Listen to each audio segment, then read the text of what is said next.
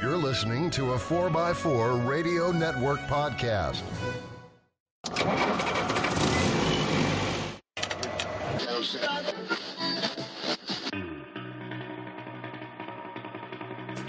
The Centresteer Podcast, a Land Rover podcast by Land Rover owners.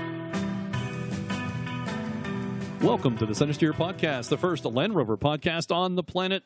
Centresteer is a podcast by, for, and about Land Rover owners. This is show number 69 for December 2018. Happy holidays to everybody. I'm your host, John Costage, here near Pittsburgh, Pennsylvania. Joining me via Skype is Harold. Happy holidays, Harold, and welcome to December. Welcome to December. Okay, sure. Yeah. I guess it's December now. It is. It goes by quickly. We actually are recording, though, a little earlier in the month because we want to get this out. Month is half gone. We're just recognizing it's here. Technically, though, while we're recording this, it is still fall in the Northern Hemisphere. It will, winter comes, I think, on Friday. Winter is coming on Friday. I had an almost spring-like day there for earlier in the week.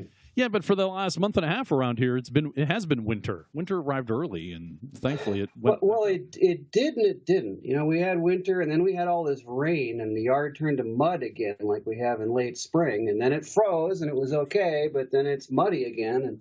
And my driveway, I've got this little patch of grass next to my driveway that I turn around in, and it's like a mud bog now. Oh, yeah, right. I can imagine. So make up your mind, weather. Do it or don't. Mike is supposed to have joined us, but I can't get in touch with him. And we were a little concerned about Morgan. Hadn't heard from him in a good month. Finally did reach him last night as we're recording this. It was last night, and he's just been busy with work. And hopefully he'll be able to join us back when we get into 2019. Okay, whatever. He's just dealing with stuff. Yep. Our returning guest, actually, this month is the editor of Rovers magazine, Jeff Aronson. We're going to talk to Jeff for a good 2 hours. It's a recurring character on the show. So if you like playing the Centresteer drinking game, you can drink whenever Jeff says a word containing the letter A. We talk about the North American Rover events that for the past year, and also the future of Land Rover. You'll notice a change in the audio quality about 20 minutes in, because we started the discussion with him over his cell phone, and then Skype about 20 minutes in finally started working, and we switched over to Skype, so the sound is much better. This episode could be a good companion if you have a long drive to visit family. That's why we're trying to get it out here early before the holidays, at least in the Western Hemisphere, kick in. And I want to give out a special thanks to anyone who feels like they're having to listen to this podcast, and maybe against their will. We appreciate you indulging your Land Rover enthusiasm of that person that made you listen. Against your will? I guess it's against their will. Might it not be against their will? Because they're like, really? Do I have to listen to that podcast? Really, those guys? Come on, Land Rovers. Don't you go off-road enough? Don't you enjoy this truck enough? Then I have to sit in the truck for the next 3 hours going to my mother's house, and we have to listen to these guys talk about drone on about Land Rovers. Those guys don't need to be riding along. Yeah, they do, because sometimes they help pay, and they take care of the kids, or they take care of other people while you're out on the trail or going to an event. Well, you know, if I can give a piece of advice to our listeners going forward. Oh, no. You know, if you've got friends or family that are telling you have too many Land Rovers and you don't need to get any more, you should unfriend those people immediately, because you do not need that kind of negativity in your life. And this has been a live Facebook meme posting. Well done, Harold. Well done, sir. Well done, I say. Well done. A very special thank you to our Patreon patrons. Your support really does help, especially when we're paying for the domain management website hosting.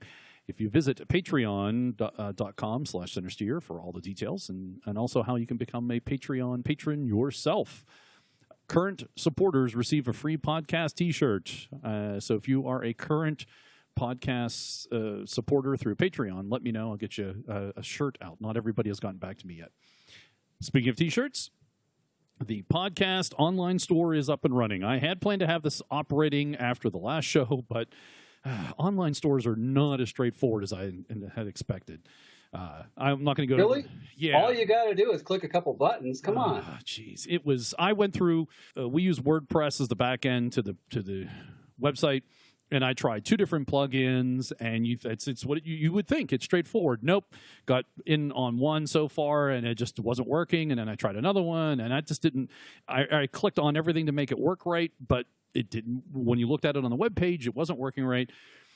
And then finally, I'm about to just put up a web page that says, "Here's the shirt, here's the sticker, here's the details. Email our PayPal account with what you want, and send the payment in. We'll ship it out." And I'm telling this to my cousin, who also made the logo and design for the podcast, and he goes, "Well, why don't you just use the PayPal buttons?" I'm like, really? Where were you a month ago? Yeah. So, probably getting paid to do something meaningful. Yeah, that's true. Actually, he does. He does have a proper paying job that is meaningful.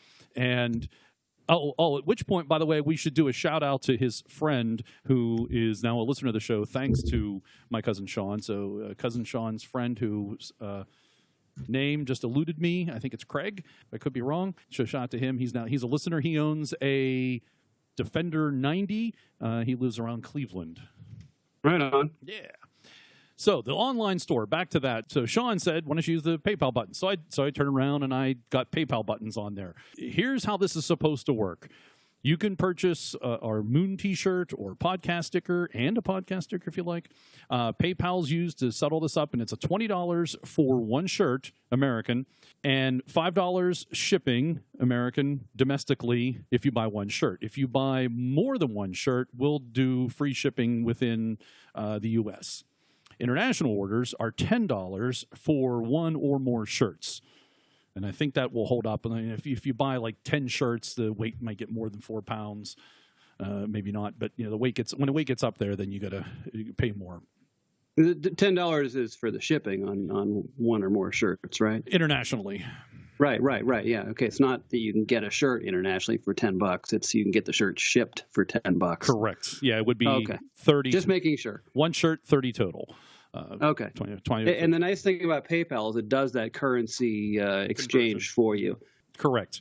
Stickers are $2.50 American. That's going to include shipping because it's roughly 50 cents within the U.S. to ship a one sticker. So I just rolled it all into one. And so for domestic or international, even though international is something like almost like it's like $2 to ship for most most areas outside of the U.S. Yeah, so stickers are like $2.50. Excuse me. If you buy more than 2 shirts, we'll throw in a free sticker. Do not, if you do buy 2 shirts and you want one sticker, don't add it to your cart because you will be charged for it because that's the way the whole thing works. I couldn't figure out how to say if you buy 2 shirts, then you get a free sticker, and there's no way to code all that, at least that I found. So, well, if you put it in your cart, you're going to get that sticker and be charged for it. Plus, you're going to get your free one. Exactly. So you'll get 2 stickers. You would get 2 stickers, correct. So go out to centresteer.com/store, and all the details are out there. Hopefully it's what I said because I was reading from there. If you have any questions or if you do make a purchase, send an email to shop@centresteer.com. Let me know that you put an order in because we had our first order came in from Canada and everything went fine. And then another listener to the show messaged me. He's in the U.S. and said, I put an order in, but PayPal hasn't notified me of that order yet. So I'm concerned that it's not working as it's supposed to. So if you have any questions anywhere in the world, reach out, contact us. Or if you do make a purchase, just send me a quick message, whether it's Facebook on the email or even Twitter. Say, hey, I made a purchase, and I know who you are, to know that it's coming in. Yeah, this online store business is not as easy as you would think it is. And I've been in IT for 20 years. Anyway, let's move on from that. And this is why when I had the computer services business, we used to just say right up front, we don't do e-commerce. And it's very understandable. Because it's just such a pain in the ass. It is. That's exactly it. It is a PIA. Yeah. Mm-hmm. Anyways, thanks for your comments, likes, follows, Facegram, Twitter, Instagram, and emails. I think I said all that. Dixon Kenner of OVLR fame gave us an update on Jan and Witt from last month. He said, per Morgan leaving a note with Jan and Witt, Jan with a J, like in January, not Yugoslavia. So it's Jan, not Jan. She is a long-term series owner and former editor of the Rovers North magazine, pre-Jeff Aronson, who he thinks has been editor since like the mid-90s. As long as I know of. Yeah. That's too bad we didn't ask him about that when we were interviewing him. Yeah, I know. Yeah, we talked to Jeff before we're recording this part of the podcast. Yeah, we didn't even never really asked about the history of Rovers magazine and. Well, that's what we get for assembling this show backwards, huh? Yes, and that might be a show title, Harold. Assembling the show backwards. A follow up from our talk last month with Kathy Eldon, Rover Tour. That's what he is on Instagram, is the gentleman with the Land Rover powered fountain. Maybe we heard us talk about that.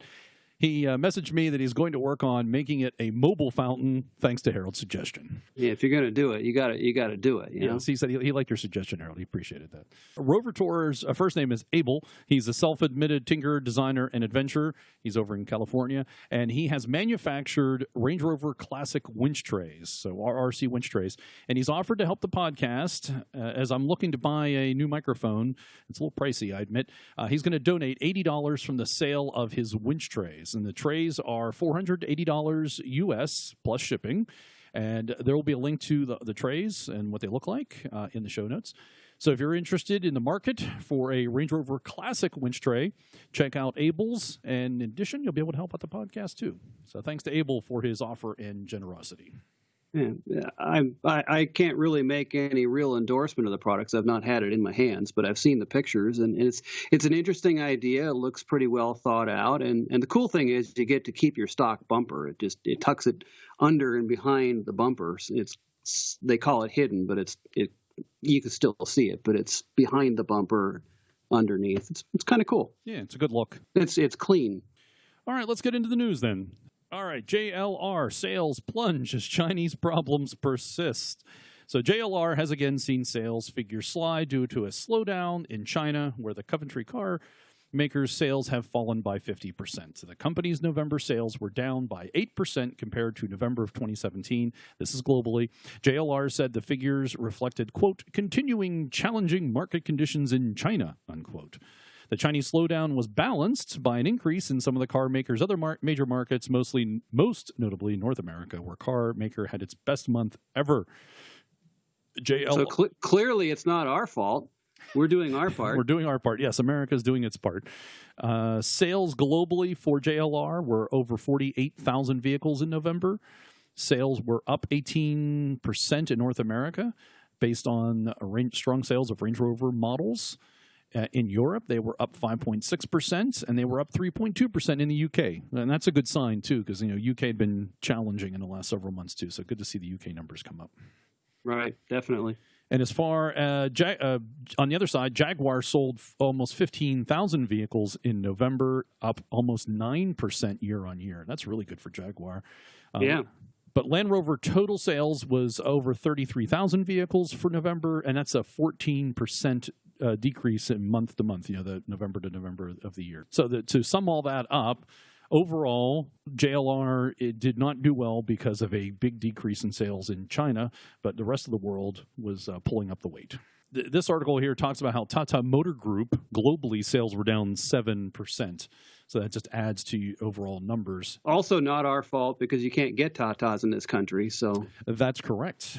We were unable to help with that situation. That's right. That's right.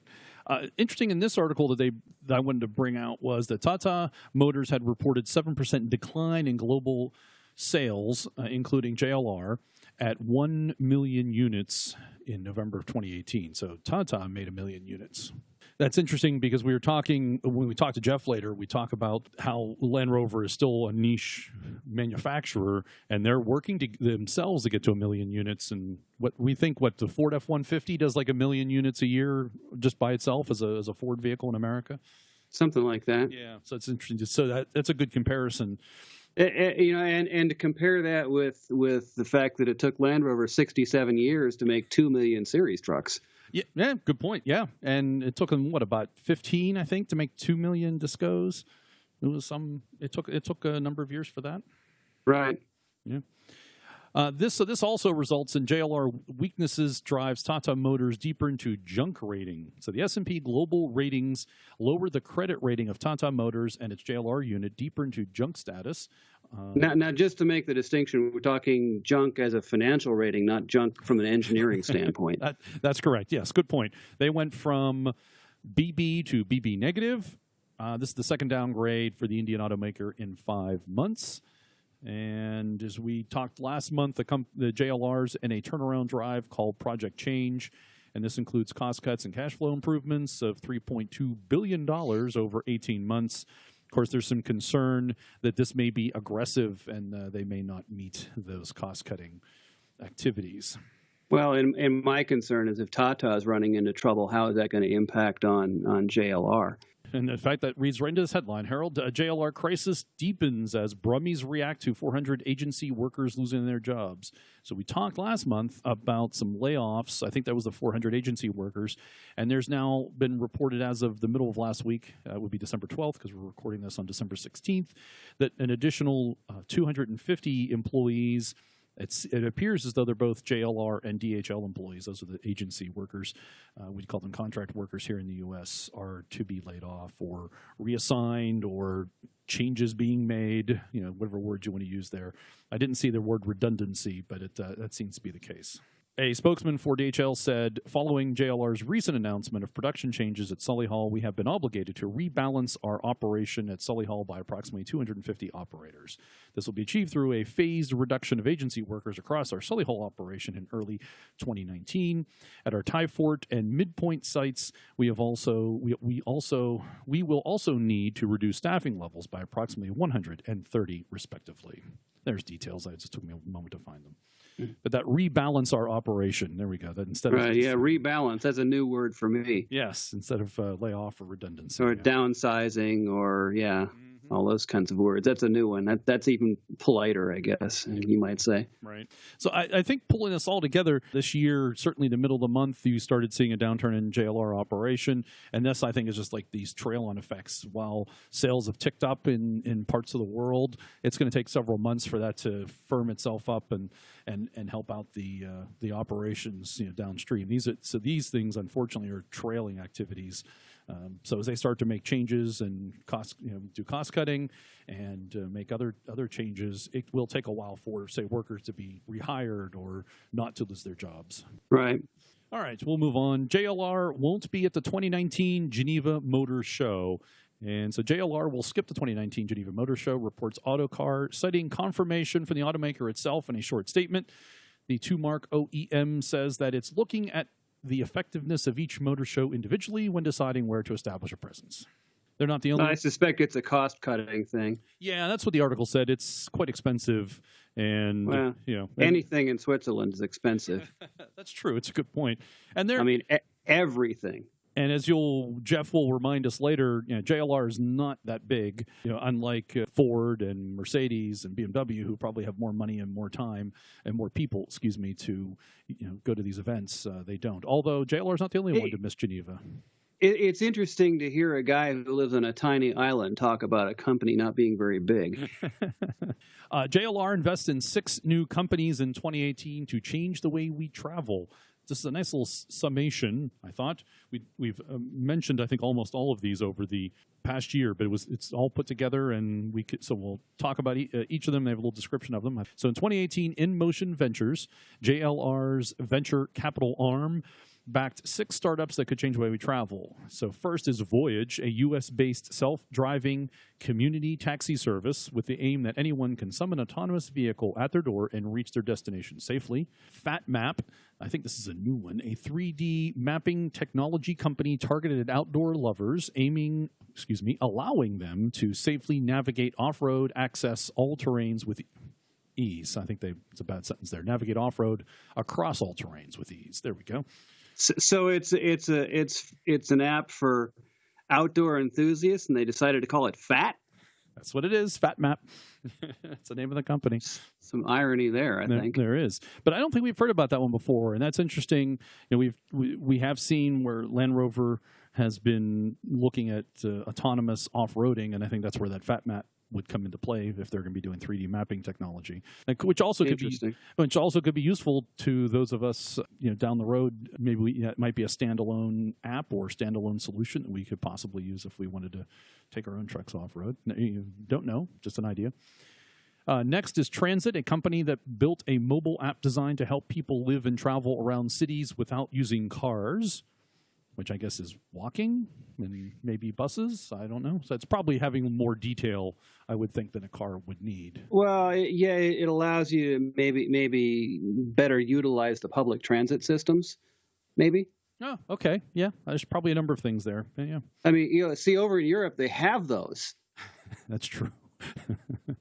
Next is ARC, creators of the world's first fully electric motorcycle with human-machine interface.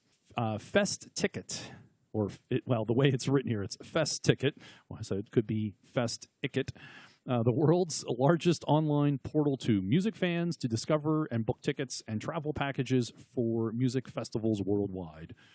I think that one you could see where you're in your autonomous Land Rover, and it will be able to book a ticket for you and take you to that fest, music fest, I suspect, or other events, I think, down the road. Perhaps even using off-road means of getting there, using the other app. Indeed, that's true. And then finally, WeTrip, a social travel platform that personalizes information about attractions according to users' travel preferences, which probably goes with Fest Ticket there, or Fest Ticket. I think there's a way to probably use all of those different platforms together to make some massive trip to a music, like Burning Man or something. Yeah. Oh, hey, there we go. That's right. Yeah, no indication of how much money they gave to these organizations or these companies, but they did do some. That's JLR's venture capital arm, and this brings to a total of 15 companies that InMotion has invested in. Are any of them up and running yet? Well, I think they're all up and running. They're investing in them as they're doing their thing. So I suspect that they're all doing something. Okay, I mean, probably a lot of them are still kind of in the startup phase. I'm just wondering how many of them have moved beyond that. I have no idea. I mean, you mean they have a product or something? I have no idea. Are they making money? I mean, no idea. It doesn't. And a lot of times they won't reveal that either. I mean, because they're just out there with their investment, getting their investment money in until it could be years till they get a product or. Yeah. Okay. Moving on, Tata Motors owned JLR gets UK funding for low carbon tech. JLR is among 3 new research and development projects to have won the backing of the UK government's £25 million grant aimed at accelerating the development of innovative low-carbon vehicle technologies. The funding will be provided through UK's Advanced Propulsion Centre and enabling JLR and others to drive the development of low-carbon propulsion technologies in their supply chains. This is going towards the making of, electric vehicles. Right. Then in China, the Chinese arm of JLR commits a sizable $1 billion to EV investment. So the Chinese wing of JLR, Chery JLR, signed an agreement last week, based on the date, I think, to invest $1 billion in its manufacturing facility in Changshu. Chery's facility there is the only complete JLR vehicle plant outside the United Kingdom and has a maximum annual production capacity of 200,000 internal combustion-powered vehicles. Its investment in the plant will modernize the body workshop and convert the plant into a new energy, electric, hydrogen, etc., powertrain manufacturing site. The plan will also add a research and development center for these powertrains, complete with a test track.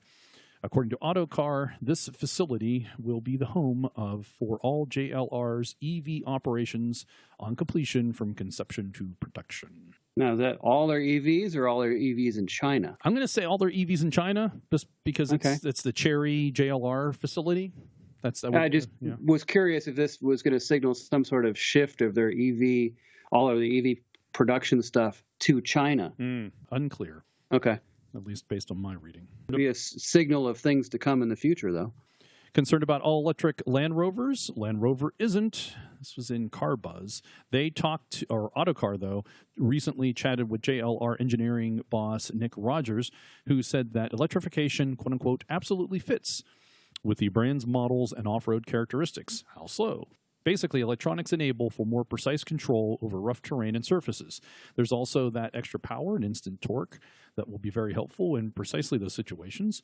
The big issue that Land Rover and other off-road focused brands need to resolve is general packaging. Issues such as weight reduction and how power is delivered to the wheels need to be resolved. I think what we get from that is they're working on it, they're thinking about it, and especially Land Rover knows that they need to get it right. Okay.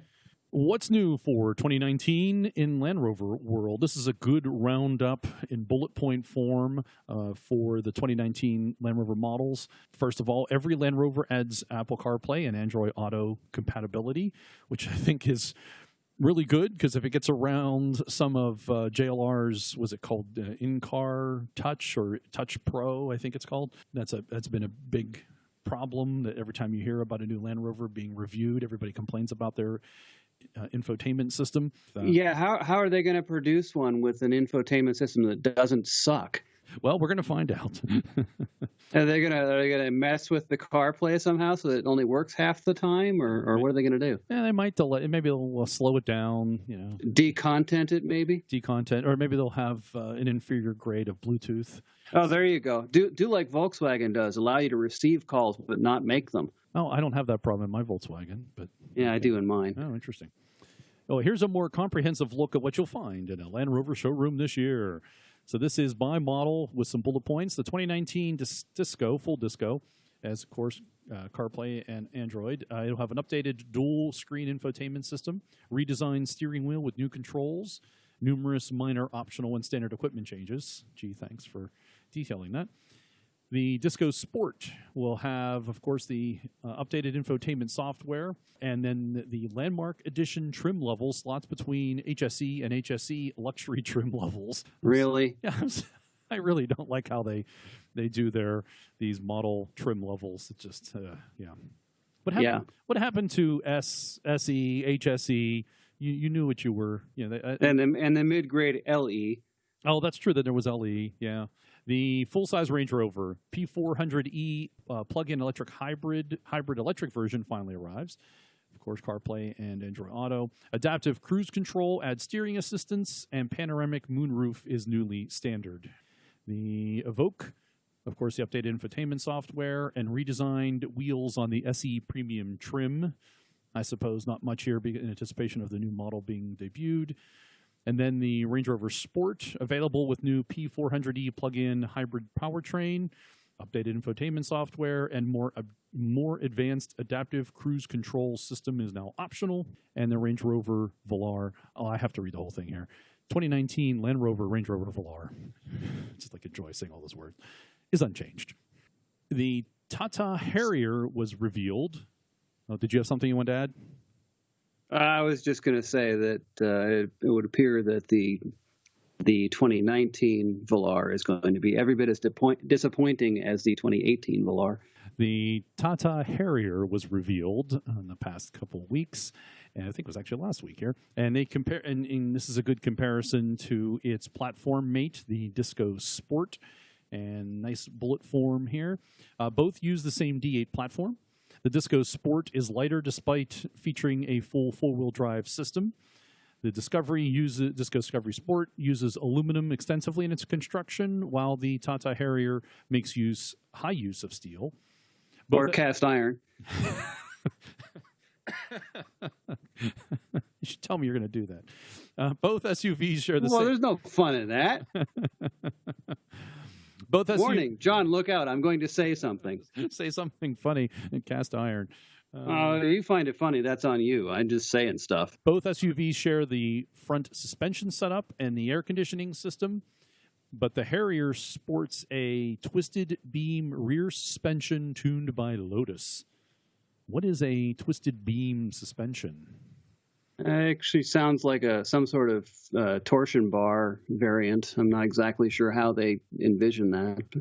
And that would be, most people use what, independent rear suspension setup? Would this be something, is this like a connected from one side of the vehicle to the other? It could be, or it could be independent. Like I said, I'm not exactly sure how they envision it. It's just the term twist beam kind of implies it's a torsion bar of some sort, but okay. I don't exactly know what they're talking about without seeing it in pictures. Right. This other article says Tata developed a non-independent twist beam setup. So maybe it's not independent. Well, that's entirely possible. Would it be in fact cheaper? Yeah, probably. Okay. And would it be better or worse for handling? Depends on the situation. Gotcha. No other new model news. That was as close as we got. Was the Tata Harrier, and since it was compared to the Disco Sport, I thought it was interesting to mention. Sure. After the last podcast, there was a little hullabaloo at the beginning of the month as the new Defender 3-door spy shots came out as Land Rover paraded it around, made sure everybody saw the vehicle. And plastered, best. Look, we're really doing it. We said we're doing it. We're doing it. Here it is. There it is. Okay, and fine, then, but you can't have it yet. No. And we're not. And you can't really see it either. But here's something that could be the new Defender. Done. Yeah. Okay. For now. And of course, they plaster best 4x4 by far on the sides. They know what they're doing. They do. Yeah, they do. Oh yeah. And then they get two. Because that's the only way you know it's a Land Rover. Oh yeah, good point. It didn't come out of the factory or anything. They weren't, because these spy guys don't sit outside of the manufacturing facility. No, of course they don't. Yeah, they're not sitting there with the thermos of coffee and sandwiches waiting for something to come out the door. Right. No, they would never do that. Anyway, so the 3-door prototype or test mule, whatever it is, it appears to have come out. One of the several articles I saw thought it might be a 2020 model. Some said it's a 2019 model. Maybe the 5-door might come out as a 2020, and then the 3 might be a 2021. Who knows? Anyway, we don't know. Obviously, don't know. But we won't be sure until it actually happens. This article went on to say, though it's yet to be confirmed, there are rumors that Land Rover will handle production of the new Defender at its new plant in Slovakia instead of in the UK to reduce costs. The plant already builds Discovery. That way, Land Rover can free up capacity at its main plant in the UK for the premium Range Rover models. And I like this line here. It's possible the redesigned Defender will be previewed this year to coincide with the 70th anniversary of the original Land Rover's arrival.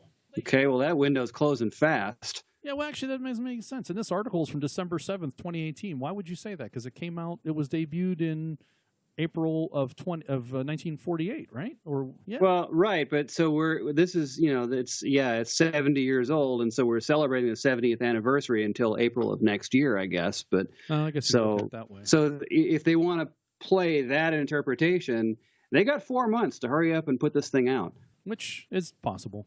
It's possible, but yeah, I mean, maybe not. Right. I still think they missed the boat. They should have had one to unveil at the Land Rover 70th show back in April. Yep, I do agree with that. It's such a huge opportunity, and they totally missed it. We'll talk more about the Defender when we talk to Jeff later in the show, so why don't we skip ahead? Yeah, there's no sense grumbling about it. It's not going to fix anything. No, it's not. On some unpleasant news, the founder of Jaguar Land Rover U.S. Historical Archives passes away. Mike Cook was the founder of JLR's North American Archives and an automotive icon. He died of pneumonia. He was aged 85. His career longevity in the automotive sector meant he ended up working for Austin, Jaguar, Land Rover, MG, Rover, and Triumph. He was often either working on advertising or public relations for the brands, but later in life committed to creating historical archives for Jaguar, who he had been director of U.S. public relations until retiring in 1991. Just prior to that, he had hosted 2 members of the British royal family for the opening of the Jaguar North American headquarters. Apparently he was Canadian. Well, we won't hold that against him. He did grow up in Ohio because his father was an executive at Procter & Gamble. And so now we know which part of Ohio. Yes. Yeah. Although it says he was born in Winnipeg, so it's possible he still may have been an American.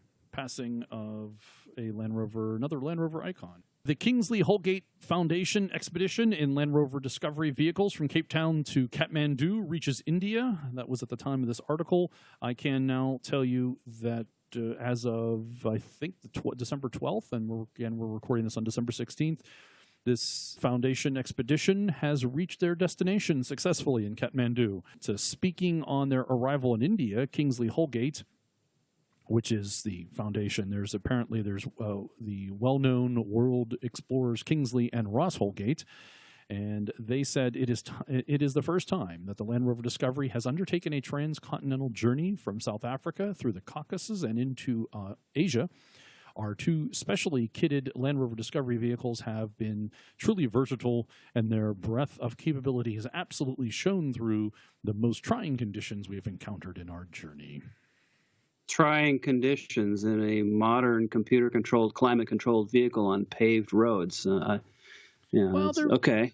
I think there were some non-paved roads. I saw some pictures. If you go out to, I'll have a link to it in the show notes, of course. But they have page on Facebook. It's the Kingsley Holgate Foundation on Facebook, and that's where I learned what. But it's not like they're doing it in Series 1s, encountering people who have never seen a self-propelled vehicle before.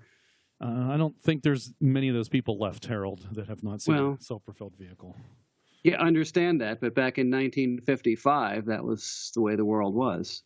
Well, this isn't 1955. This is 2000. I know. So, I mean, it's not like this is a real challenge to do this, because things like this have been done before.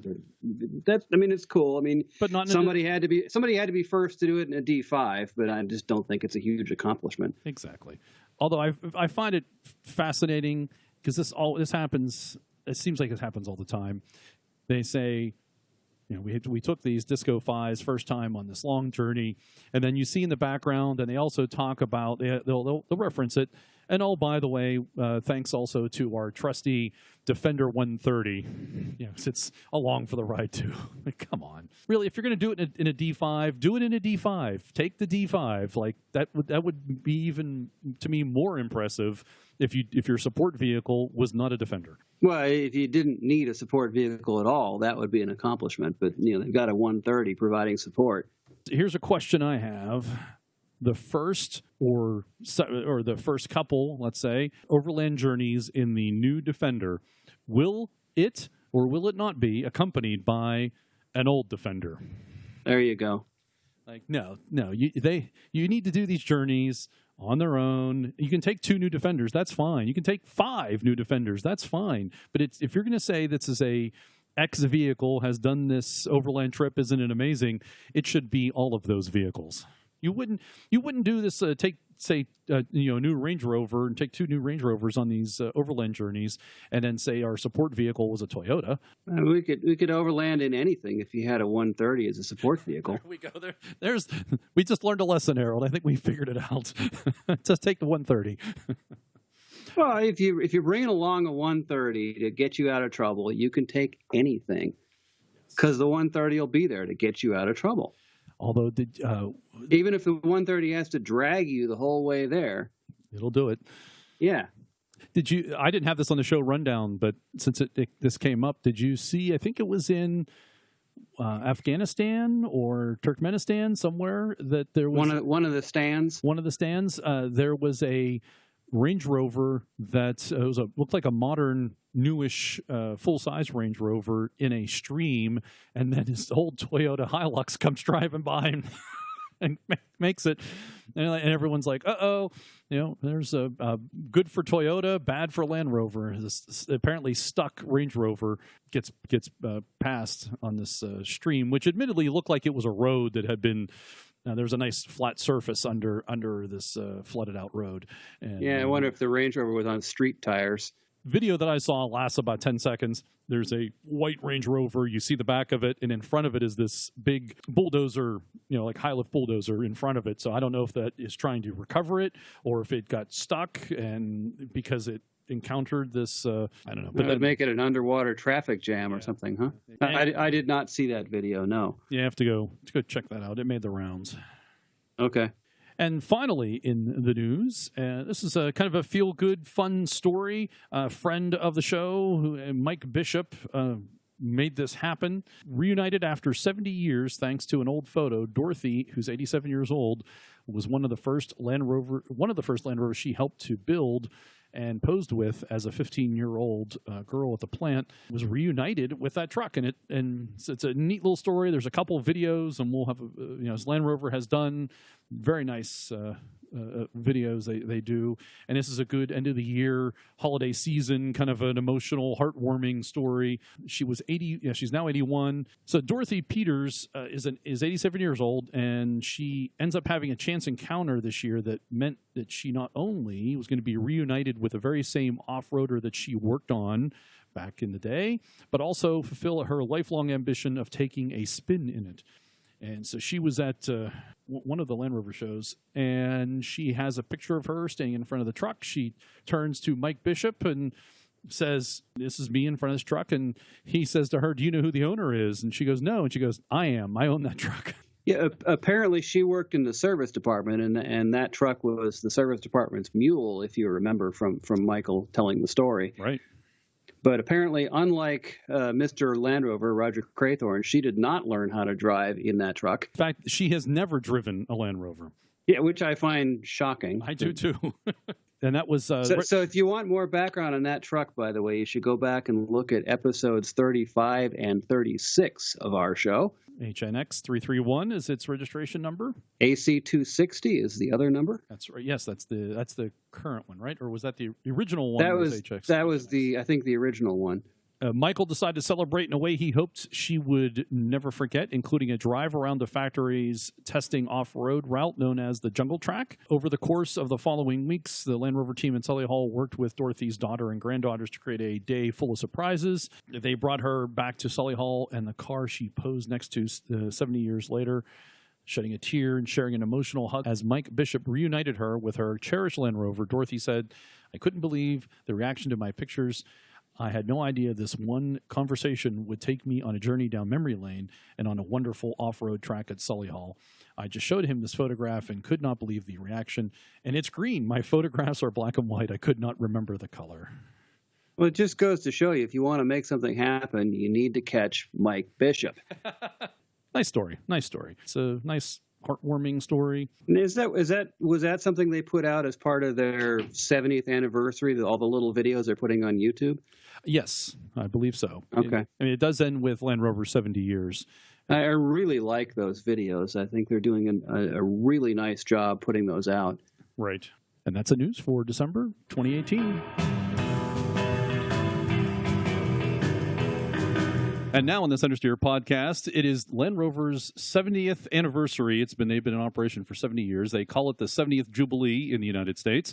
And joining us from some undisclosed location somewhere in the continental United States is Jeff Aronson, editor of Rovers Magazine. Welcome, Jeff. Thank you very much. Hi, John. And hello, Harold. Oh, yeah, I'm here. So where are you, Jeff? Where's the undisclosed? Oh, well, I'm at my home office on the island of Vinyl Haven, about 15 miles off the coast of Maine. Vinyl Haven's a cool location, but I was thinking maybe we get something else, something more exciting. No, I don't want anybody to get an illusion that journalists earn a high income and can live a jet-set kind of life. Well, but they do occasionally get paid to go to crazy places and report on it. Yes, we do. Yes, we do. We get paid to do just that.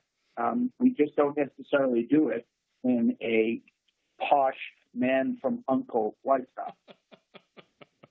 You need a better publicist, Jeff.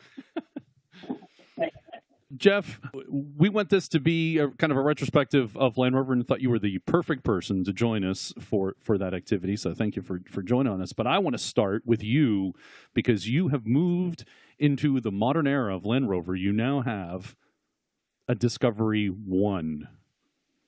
And I thought you were going to say he moved into the modern era because he has a house where the door stays shut. No, he hasn't done that yet. No. Actually, the place that I rent right now has 2 functional doors. And unlike my last location of several years here on the island, where the door indeed would blow open on every northeast storm, these doors have remained closed the entire storm's time. I'm delighted. That's serious upgrade, Jeff. Hey, it goes with having a Discovery, as John would say. And see, there you go. It goes. You got yourself a Discovery and suddenly realized life doesn't have to be quite so hard. So I lucked out last a year and a half ago now when I went on the search for a Discovery 1. And I did so largely because I, living on the island, would like to have a more appropriate highway vehicle for when I leave the island. The QE1, my 1966 Series 2A, will always get me somewhere and always has. And it, however, is a somewhat noisy vehicle on a long trip. And at the same time, is desirable enough because of its rarity, such that leaving it at an airport or a train station, say in Portland, Maine, is a little discomforting to me. I'm much happier with it staying on the island. The previous highway car was a 1966 Chevrolet Corvair Monza Coupe. which is fine, but it's starting to rust kind of severely. So we're not thinking that that's what I want to do for a highway car. And thus I went looking for a Discovery to just stay in the Land Rover world. And I lucked out, found one which showed the appreciation that people have of Land Rover, as well as the wonderful support from the U.S. Land Rover community. This vehicle happened to be located in Maryland, and some friends who lived near the Maryland-Virginia line went to look at it for me. I need to thank David Short, the president of Rove, the Rover Owners of Virginia, who went to look at the vehicle at a gas station where a mother-daughter pair had put it up for sale. And the only reason they were selling it, turns out, was that the daughter, whose car was moving to North Dakota to work. And in North Dakota, there are no Land Rover dealers whatsoever. So she was unnerved at the idea of taking a vehicle where there isn't even a dealer present, let alone independent shops, at least none that we knew of. So it came up for sale. And I went, David looked at it for me. It seemed to be complete. The frame seemed to be rust-free. It needed a couple of parts in order to get it to run, according to the shop where it was located. One of them was a starter, and one of them was a fuel pump. Showing what happens when you bring a vehicle to a non-Land Rover specialist, that shop, that neighborhood shop in Maryland, very nice people, thought that you had to drop the entire rear end in order to drop the gas tank in order to put a fuel pump in. But Harold, as you're probably far more aware than I, in the 97 Discovery ones, you simply lift the rear carpet up and you access a plate from above. Right. There were only a few years that didn't give you the access panel, and I've got a saw that makes that problem no longer a problem. That's why we have Sawzalls. Something, yeah. Or something more sophisticated than that. I get it. Maybe. At any rate, once I called Rovers North, and once they helped me identify which pump, sent it down to the shop, sent down a starter motor, and had an interesting, it started right up when I went there. Within 100 yards of leaving the shop, the check engine light came on. Of course it did. But I had already bought it, so I went ahead. Yep, warranty's over. This was a nice, exactly. Warranty's over, you're out of sight. Exactly. So the nice part of this was, for me, that the Rover Owners of Virginia, in that very April weekend, were holding their annual Rove at Wintergreen. And there's a great story behind this, John. Can I tell the Wintergreen story momentarily? We got all the time in the world. You have the floor, sir. This is why we have you on, Jeff, because we don't have to do anything. Yeah, we just show up and open the door and let you go. What? I want to know, Jeff, we spent 20 minutes doing pre-show prep. I now wonder why we did that. Well, that was my thought originally, but I didn't want to rain on your parade, John. No. Look, go to it, Jeff. This is exactly why I want to have you on the show. This is the perfect way to end the year, talking about Land Rovers, because you've always got great stories. You're well told. I can think of 3 guests we've had on the show that really no prep was ever necessary, and Jeff is one of them. Yes. Thank you. So Wintergreen is the location of their spring event for a few reasons. It is indeed a ski area whose skiing is generally done by then. There are plenty of maintenance trails and so on that go with it. But way back when Wintergreen was created, back, I want to say maybe 30 years ago, the excavation specialist who created the trails with a designer, a ski area designer, is the longtime and still active member of Rove, Michael Boggs. And Michael Boggs did such a great job that the owners of Wintergreen allowed him to create this event with an eye towards thanking him for the work he did. So it's the only organization that has access to the ski trails in the so-called off-season. You stay in the various chalets there, and the organizers create these wonderful off-road trails using, again, some existing roads. They can carve out some different places. And it is really a wonderful event. It's different than the Mid-Atlantic Rally, but different in a very pleasant way. This one was over Easter weekend, which was awkward, but nonetheless, a wonderful time. So I hearken back to that because the very weekend I bought my Discovery was the Rove Wintergreen weekend.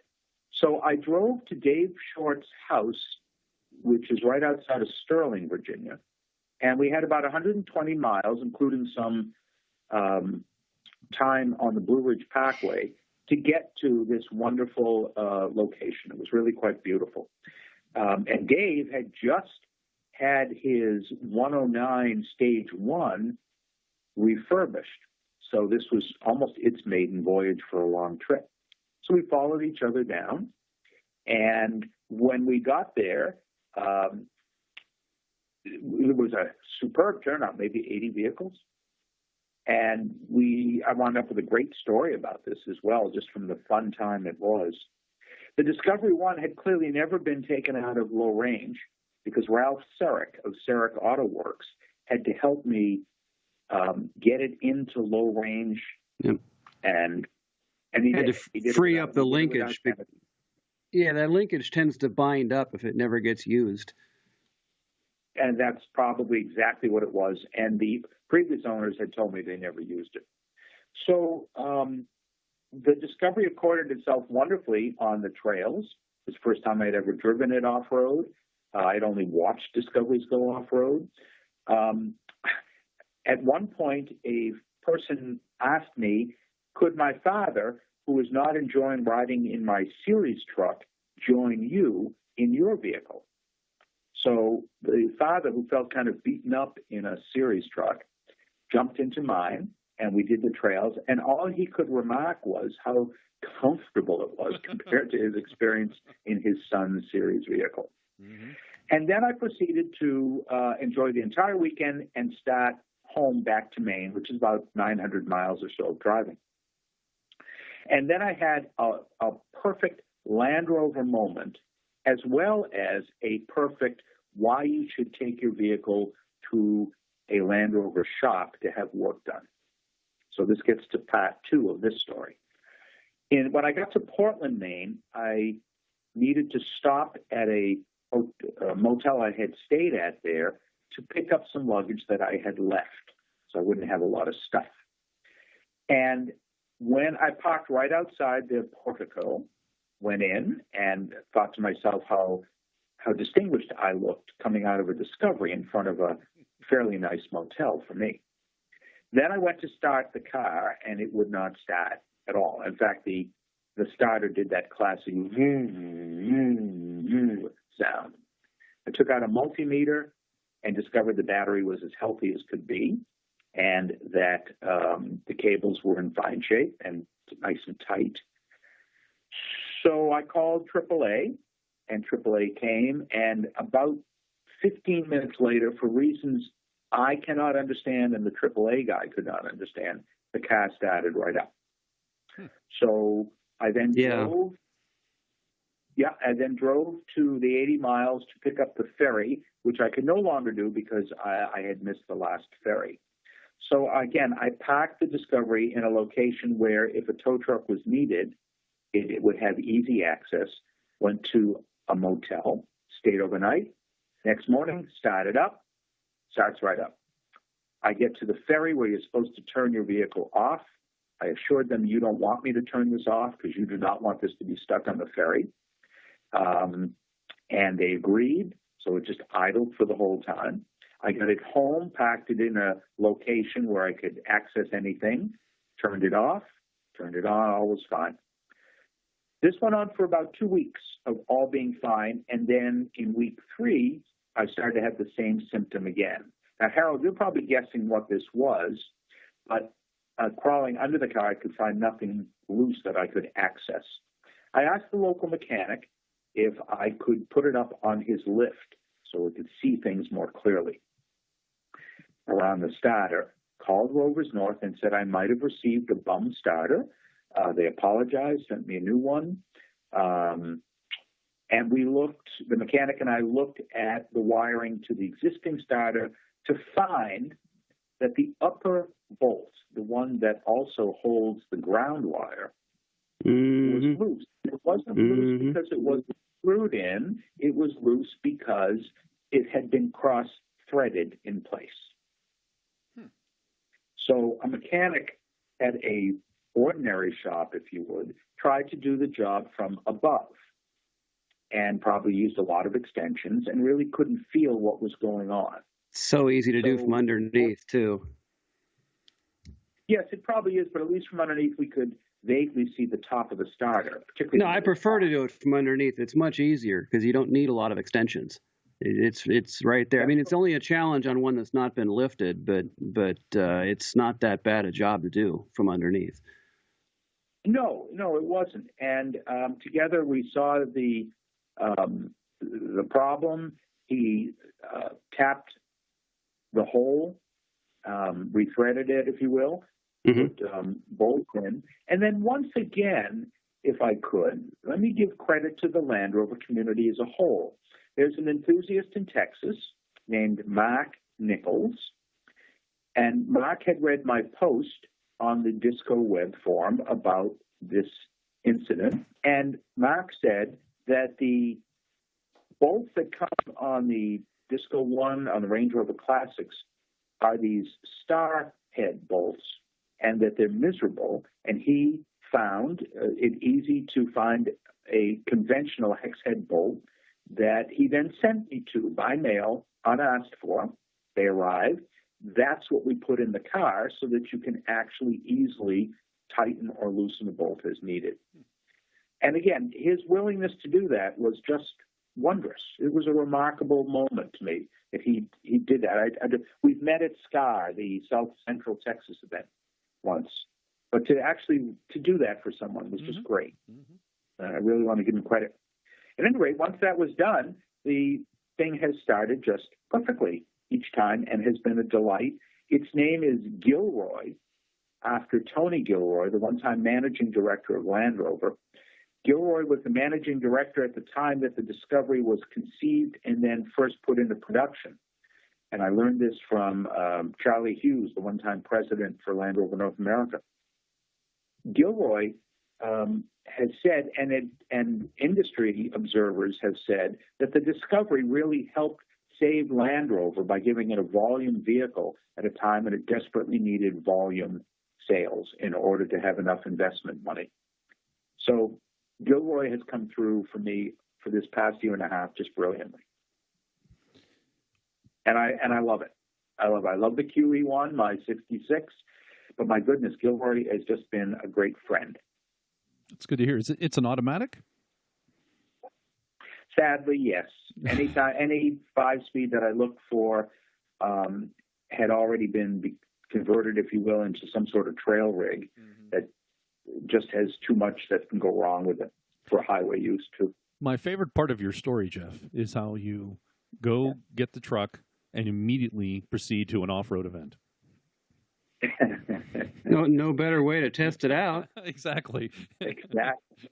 And if something were to go wrong, my goodness, I was with this, this fabulous group of enthusiasts, each of whom would support in any way. That's right. You weren't stranded. You're never stranded if you're with a group of Land Rover people. Well, not only that, but there's 100 other trucks there you can steal parts off of in the middle of the night if you need them. That's right, and there was a convenient bar and restaurant right on the scene, so people wouldn't even know that I was taking parts out there. Exactly. Send them inside to get drunk while you're out there stripping their cars. Right.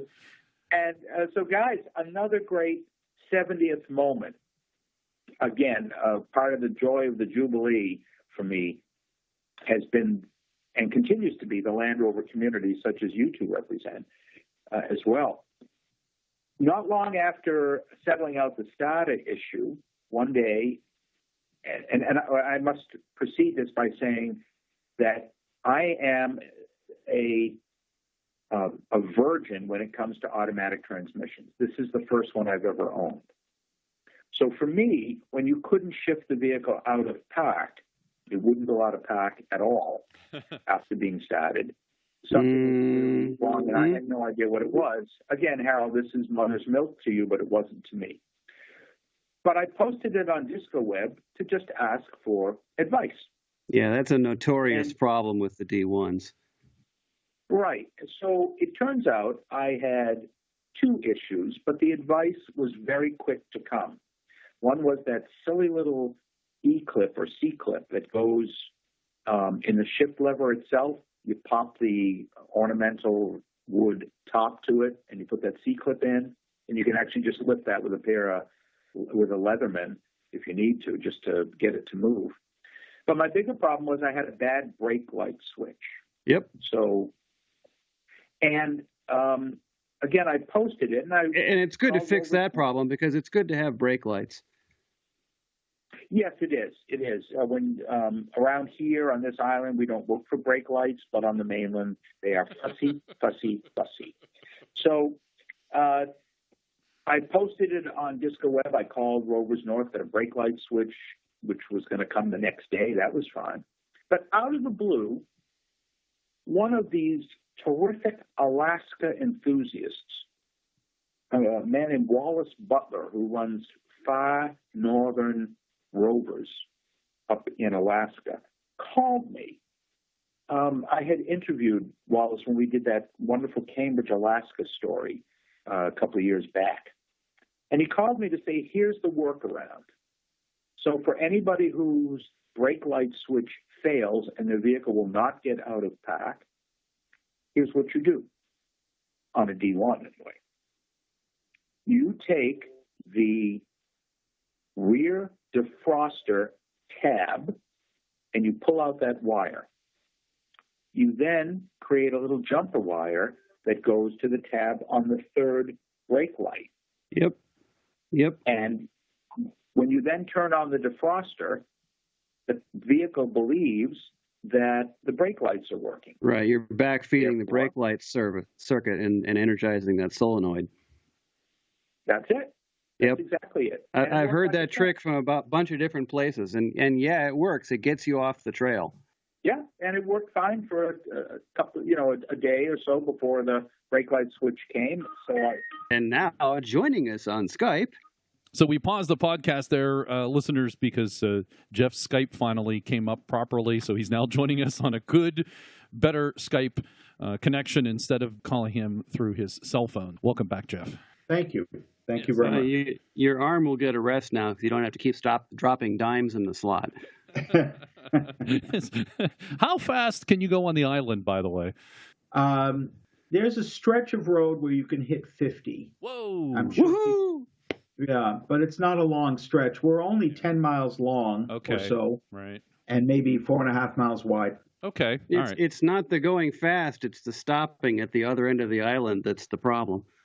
Right. You do not want to go off into the ocean. No. Well, then that's why you need brake lights, because they need working brakes. You need right? working brakes. Or you could convert your Series 2 to an APGP.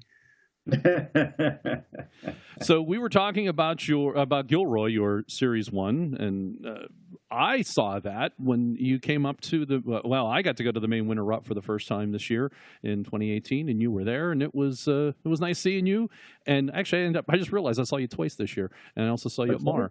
And so the main winter romp was a lot of fun, but it didn't live up to all the nasty weather expectations. I think I went to a really good one as far as weather-wise was concerned. Good or not good, depending on your perspective, I guess. I think for the people that had gone all the time, they were a little upset because it wasn't nasty weather in some capacity.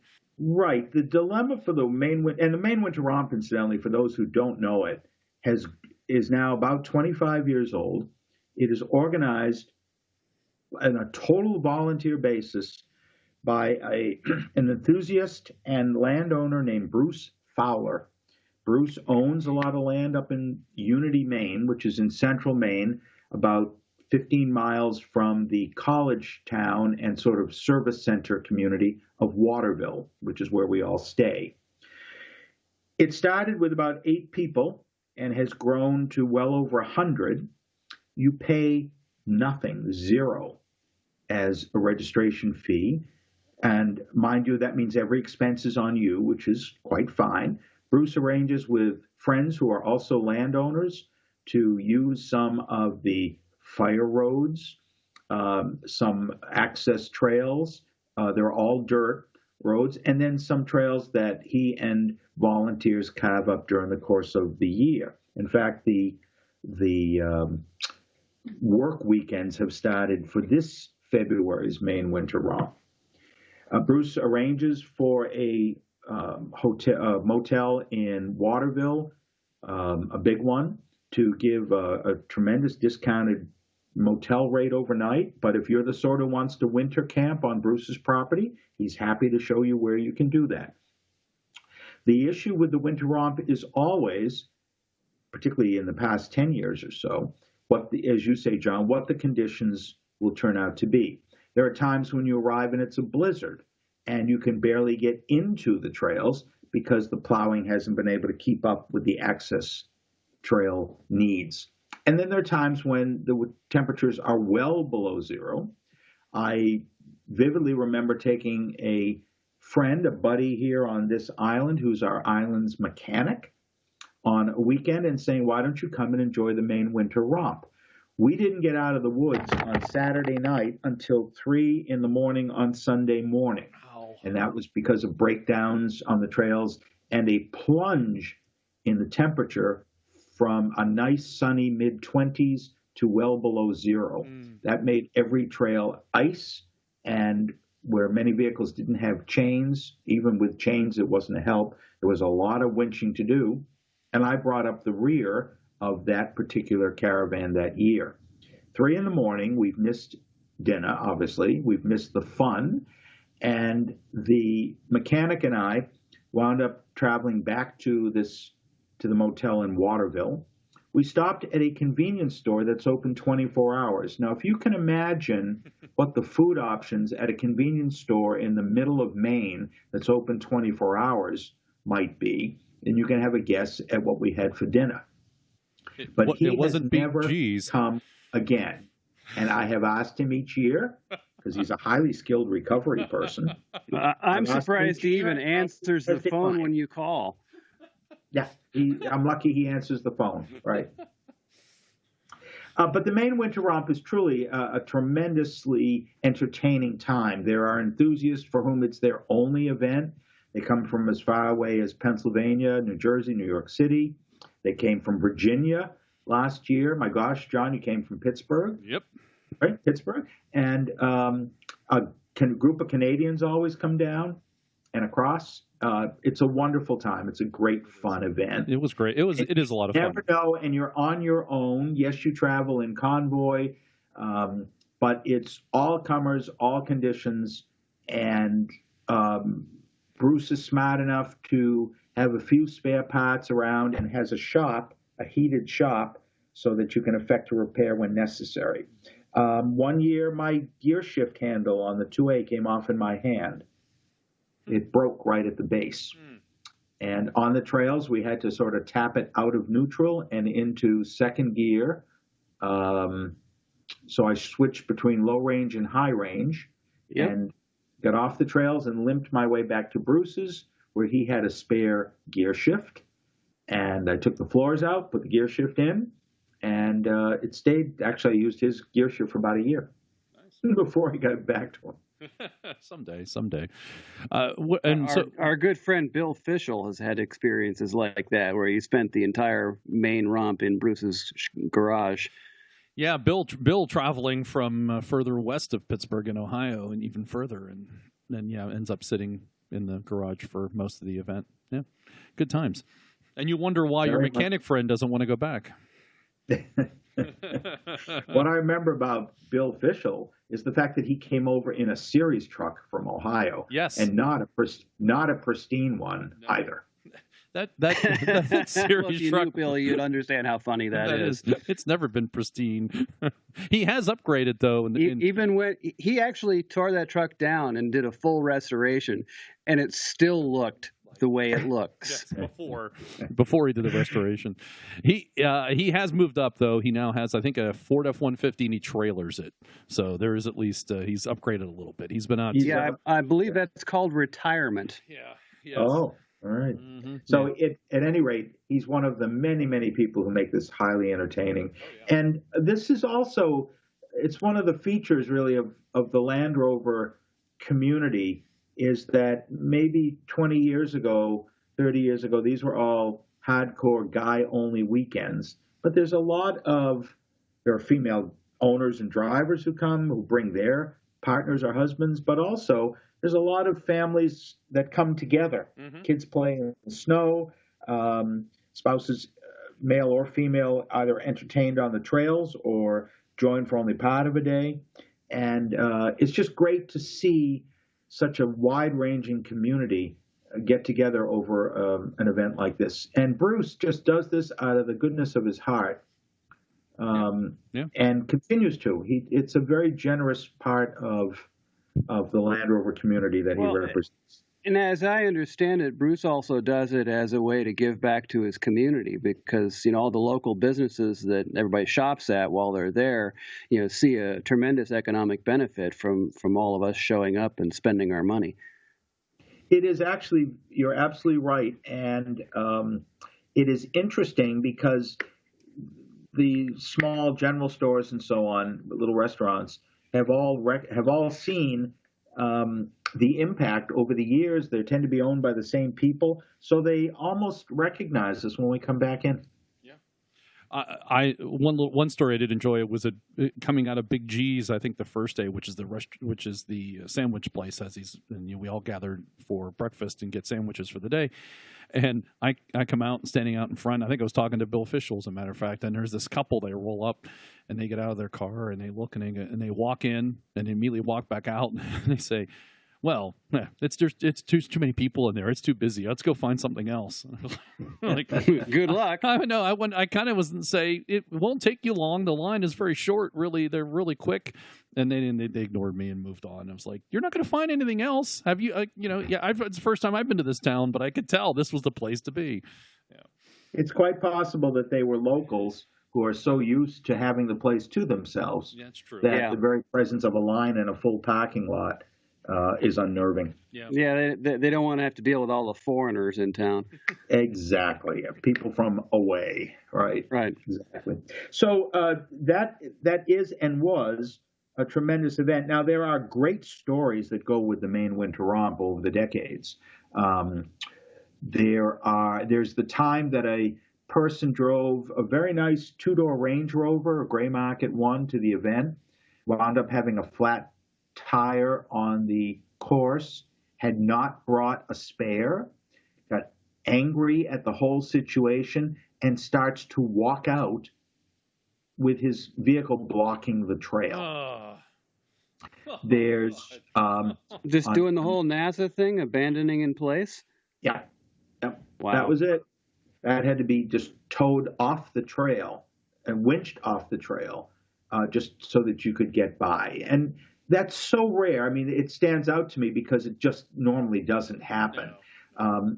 There are so many folks who come with totally stock vehicles, and because they have no bad habits to get rid of when they're guided or marshaled along an area, they do fantastically. And of course, the newer the vehicle, the more capable they're turning out to be in many of the snow conditions. The electronics, I must admit, really are quite wizardrous in terms of what they can accomplish. Right, yeah. But it's just fine to see so many enthusiasts using so many different Land Rover models. Nothing says 70 years of success like seeing them all from Series 1s right up through the latest Range Rovers that often come from Maine's one dealer. Even Land Rover Manhattan out of New York City has come up in the past with relatively new vehicles just to play in the snow. What other events did you get to? I know you got around this year, and I want to hear about a number of them. So what's... Oh, well, my pleasure, because I was very lucky to be able to have quite a number to attend. I need to give a tip of the hat to one I couldn't get to, but Marshall Grant in West Virginia runs a wonderful January safari event in the hills and mountains around the West Virginia area. So if it's closer and easier, keep an eye on that. He's a terrific enthusiast, runs a off-road school, if you will, at the same time, and loves to organize this one event every year. The next one for me, blissfully, turned out to be in Florida, the Panhandle area of Florida, quite near where the recent hurricane was, where a fellow named Mike Ragsdale, who owns a late 80s right-hand drive diesel one that he found in Turkey and brought over, that he's named Truman after the movie that was filmed nearby. And Mike just wanted to have a bunch of his friends with Land Rovers and other sort of beach buggy type vehicles come during April to come down to this wonderful place called Fort Walton Beach. There's a number of little beachfront communities. These are much less built up and condoized than some other areas of Florida. There is a very active Gulf Coast Land Rover Club out of the Mobile area that always brings a contingent. The dealer there put up displays for vehicles, and the Florida Panhandle turns out to be the sort of easy vacation spot for folks in central and northern Alabama and Georgia. So they get quite a group that shows up for this event. It's grown each year. The off-roading is mild compared to what we're used to here, but there are national and state forests where you are allowed to go off-road. Trails are set up. It's fun sand driving, if you will, and then some terrific display areas to just shoot the breeze and enjoy warm, sunny weather. Only once has it ever rained. And that's particular year when it rained, Mike's alternative site for our gathering on the Saturday afternoon was a brew pub. Can't beat that. You can't beat that. No. And John, you, I know, as a beer aficionado, would really have enjoyed the Graydon Brewing Company. It's a brew pub where they make it right there. The fleet of Land Rovers parked there was just extraordinary, including a genuine Camel Trophy discovery from the Dutch team.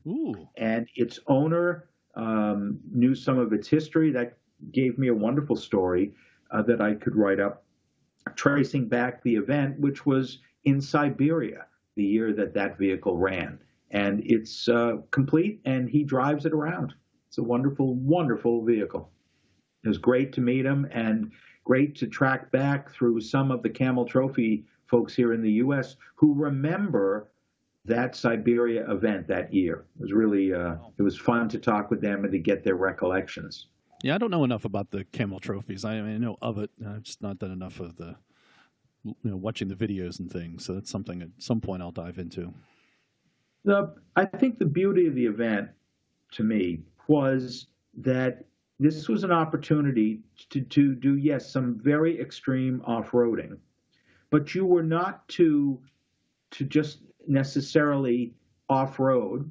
There was some positive action that was going to happen at the end. You were bringing, in some cases, you were bringing scientific equipment to a place. In other cases, you were testing for Land Rover some of what special vehicle operations might do to a vehicle, but in turn might become part of later Land Rover models. And at the same time, you actually had to learn and work with some really remote parts of the world and those people who are indigenous to that place and are the local authorities for that place. It was quite fascinating for everybody who participated. And of course, the teams represent a nation. So there are competitions within each country as to who can drive. And they were teams of two, and lucky photojournalists got to accompany some of the teams so they could both participate and write the stories for it. One such person from the Indonesia event is a fellow named Lou Sapienza out of New York City who moved to Maine a few years ago and has become active in the local Land Rover scene here. Lou actually still has his original Series 3 that he's just now rebuilding, but it's one that he bought new, and he's refurbishing it and redoing it right now with some upgrades. And he's still a very active photojournalist. It's quite neat to talk with him about this kind of event and what he went through. So after the Sand Rover rally, I went out to Texas to the absolutely Texas-sized South Central Area Land Rover Rally, or just SCAR. And this is another probably 15-year event, I believe, Yeah, it sounds run by Texas Rovers. And again, the distances that people drive from not only within Texas itself, but from other states to attend this event is amazing. There were 120 plus Land Rovers there, 300 people, families all. It's a great camping spot that they choose. Yeah, Barnwell Mountain. Barnwell Mountain is the name of it. And it's a nonprofit organization that runs it, and it collects fees from clubs like Texas Rovers and others who want to have an off-roading opportunity. They keep wonderful camping areas, so you camp while you're there. And because the off-roading is largely ravines and some mud, but it's a fairly dry area, the driving is quite different. So there's much less of the slick, muddy ground conditions that we get used to in New England, much drier. Again, it attracts a wonderful crowd. And you guys, Harold, are you in Pennsylvania also? Oh, yeah. Yep. So all of us in the Northeast are addicted to doing everything we possibly can to prevent frame rust in our vehicles. Whereas the folks in other parts of the country, particularly like Texas, have no such fear whatsoever. So they are driving the kinds of classics and Discovery 1s, Discovery 2s that we rarely see in really nice condition unless they've been rebuilt, because they don't suffer from the frame rust. And therefore they can outspend the money that we spend on a frame outfitting their vehicles. So you see some remarkable vehicles there, truly remarkable ones. And the extension to that story is that I wouldn't say that they're necessarily not afraid of rust, because they're deathly afraid of rust. They just don't have to deal with it on a regular basis. So they'll spend this money on all these upgrades, but at the first sign of a little hint of surface rust, that vehicle's a rust bucket. We've got to get rid of it. And they sell it off cheap. So it's an opportunity for the rest of us to get stuff that's still good with lots of extra kit on it. So, that's so well spoken. So not only does Texas export a good amount of oil, but it exports Land Rovers to hungry areas for good quality heritage Land Rovers. Right, because they don't know how good they have it. I used to, California is the same way. I was doing school out in California, and my friends would all scream about how much of a rust bucket this stuff is. And I restored stuff to that standard. It was, much worse. I mean, this is still quite usable. It's just a little surface rust. That's just patina, folks. I mean, come on. That's until there's a hole you can put your finger through, it's not rusty. Very well put. Very well put. This year at SCAR, they invited Bill Burke, the famous off-road instructor. The Bill Burke. The Bill Burke, right, capital T, to come and give some demonstrations. And he, as always, did an absolutely superb job. Equally entertaining was the fact that a group of female enthusiasts, led by Laura Shacklett, who generally is the organizer for SCAR, to which I bow down in admiration, and Sarah Caldwell, very active with Texas Rovers, even though she and her husband have now moved to, believe, the Southeast. Yeah, the Southeast. Atlanta, I believe. And they created an honorific event in which the only drivers can be female.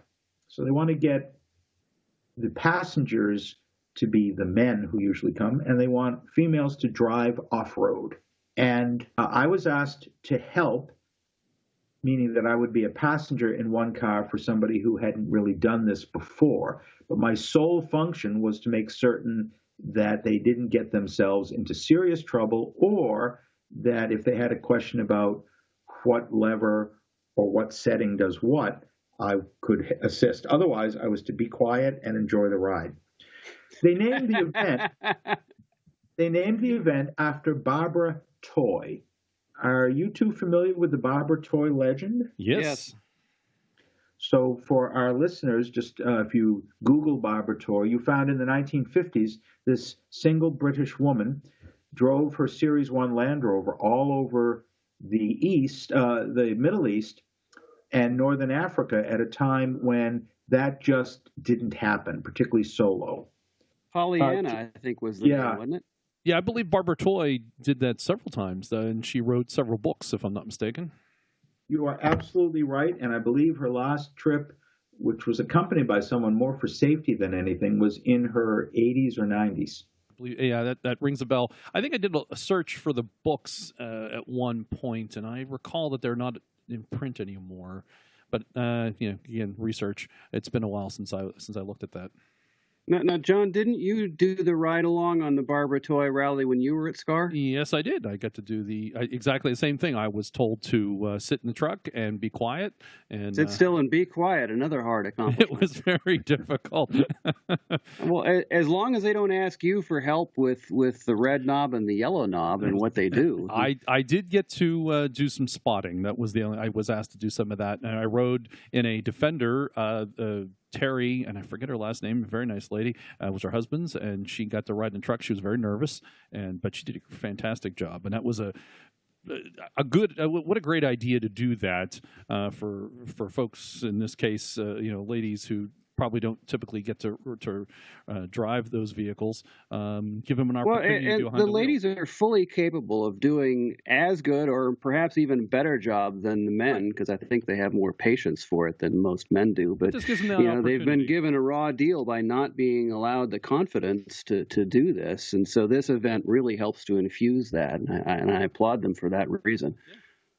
I'm glad to see they're still doing that too, because I know Sarah had told us they were going to try to continue that event. That's part of the event year after year, so good to hear. Right, and actually, I'll jump ahead.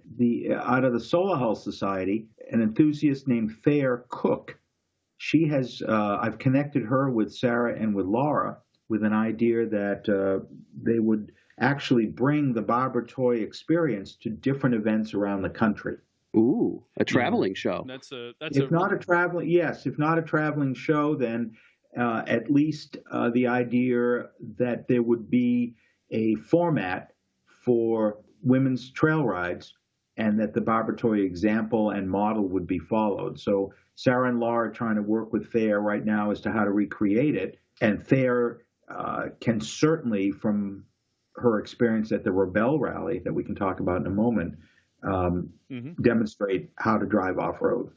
Yeah, I could see that expanding throughout the world. Every Land Rover event should have an aspect where there's at least to get it up and running, to get more folks behind the wheel. Yeah, it's a great franchise idea. Yes, it is. It truly is. Also, this past year, to sort of jump aside from an event, I had the delight of being asked to join the Range Rover Velar launch in California. Ooh la la. Ooh la la was right. Now, this is a moment for me to ask for crocodile tears over a first world problem that I encountered. The first world problem I encountered was that a perfectly ordinary experience of flying from Portland, Maine to Los Angeles, California, to Los Angeles, was made impossible by United Airlines, which had a sort of Land Rover-like moment when both the planes that were sitting in Portland for United would not go. Or they wouldn't let them go. Did you tell them to check the ground cable on their starters?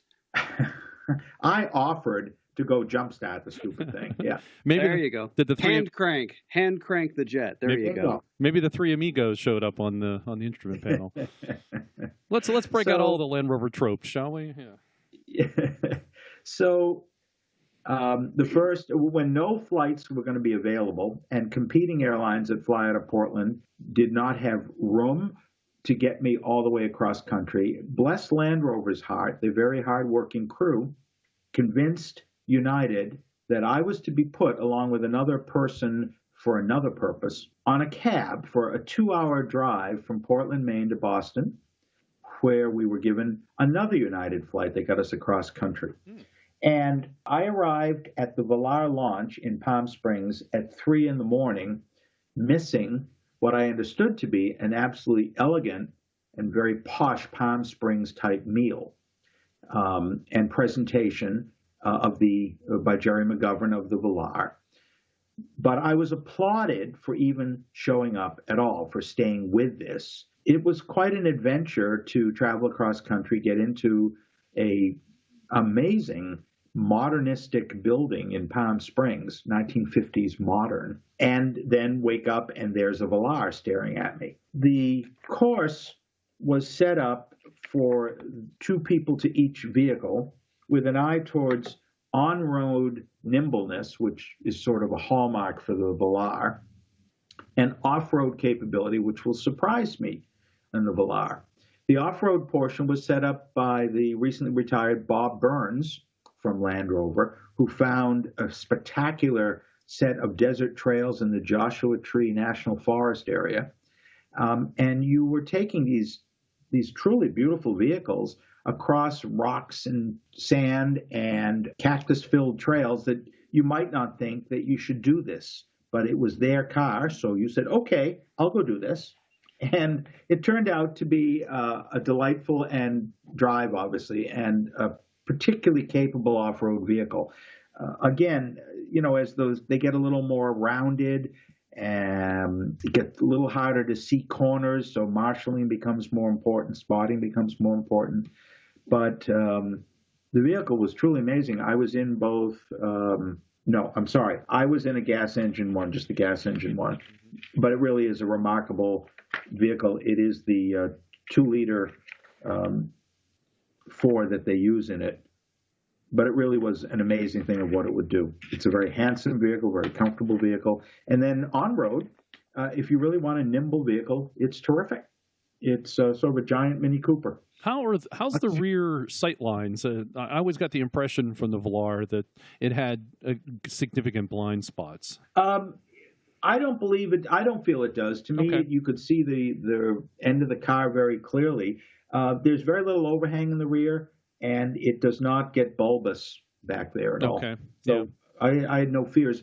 But the entire thing where you can, like in a Defender, where you can actually see the square corners, none of that happens, obviously, in the newer models, doesn't happen in the Velar. Sure. One of the things that does, of course, happen is the cameras that are built into the car that are meant to prevent you from scraping it in a parking lot or running over a child from behind, also help you in off-road situations. Oh, okay. That's cool. And does it have actual low range? I assume it does not. It does not, but electronically it can adjust what the settings are within the engine and within the transmission itself. So it mimics, I believe it's a 9-speed transmission. Wow. So it mimics what a low range would do. Although, it certainly has adequate torque. And again, I think that's part of the electronics. Right. Electronically, the engine has a low range. Right. Yes. Of course, I don't even know why I asked the question, because really, who's taking a Velar off-road? That's going to happen in 5 or 10 years at the earliest. I don't. Yeah, someday somebody's going to do it, so you got to think ahead a little bit. Yeah, but the average buyer of a Velar is not taking it. They're going to go to Home Depot at most. They're not going to buy it and drive straight to a Rova event and take it on the trail. That's right. They're not going to go to Wintergreen immediately. Right. But in all seriousness, if you really want to learn your vehicle, you should. You'll just need more spotting, right? Because, again, the vehicle has some contours that simply aren't as directly visible as even a Range Rover Classic is. So, of course, you could always go out without a spotter, and then those contours will take care of themselves and never be a problem again. You will flatten it up a bit. So something we've heard, Jeff, from at least two owners of Velars that we've talked to is it is, and this is a fit and finish issue. This is not. This is for what you're paying for the vehicle, and again, as a fit and finish issue, is the black B and C pillars and some of the black I don't know if it's plastic or whatever it is, vinyl, something on the inside gets scratched easily and very quickly. And it was something like they took the vehicle to get it checked, and it went into the dealer, and the dealers cleaned up the vehicle, and it comes back with these scratches on the black finish in those pillars and in the inside. I don't know if that was something you heard about or have heard, or it just, for your spending what, $60, $70, $80, $90,000 American on that, and for that finish to be, well, pretty much ruined.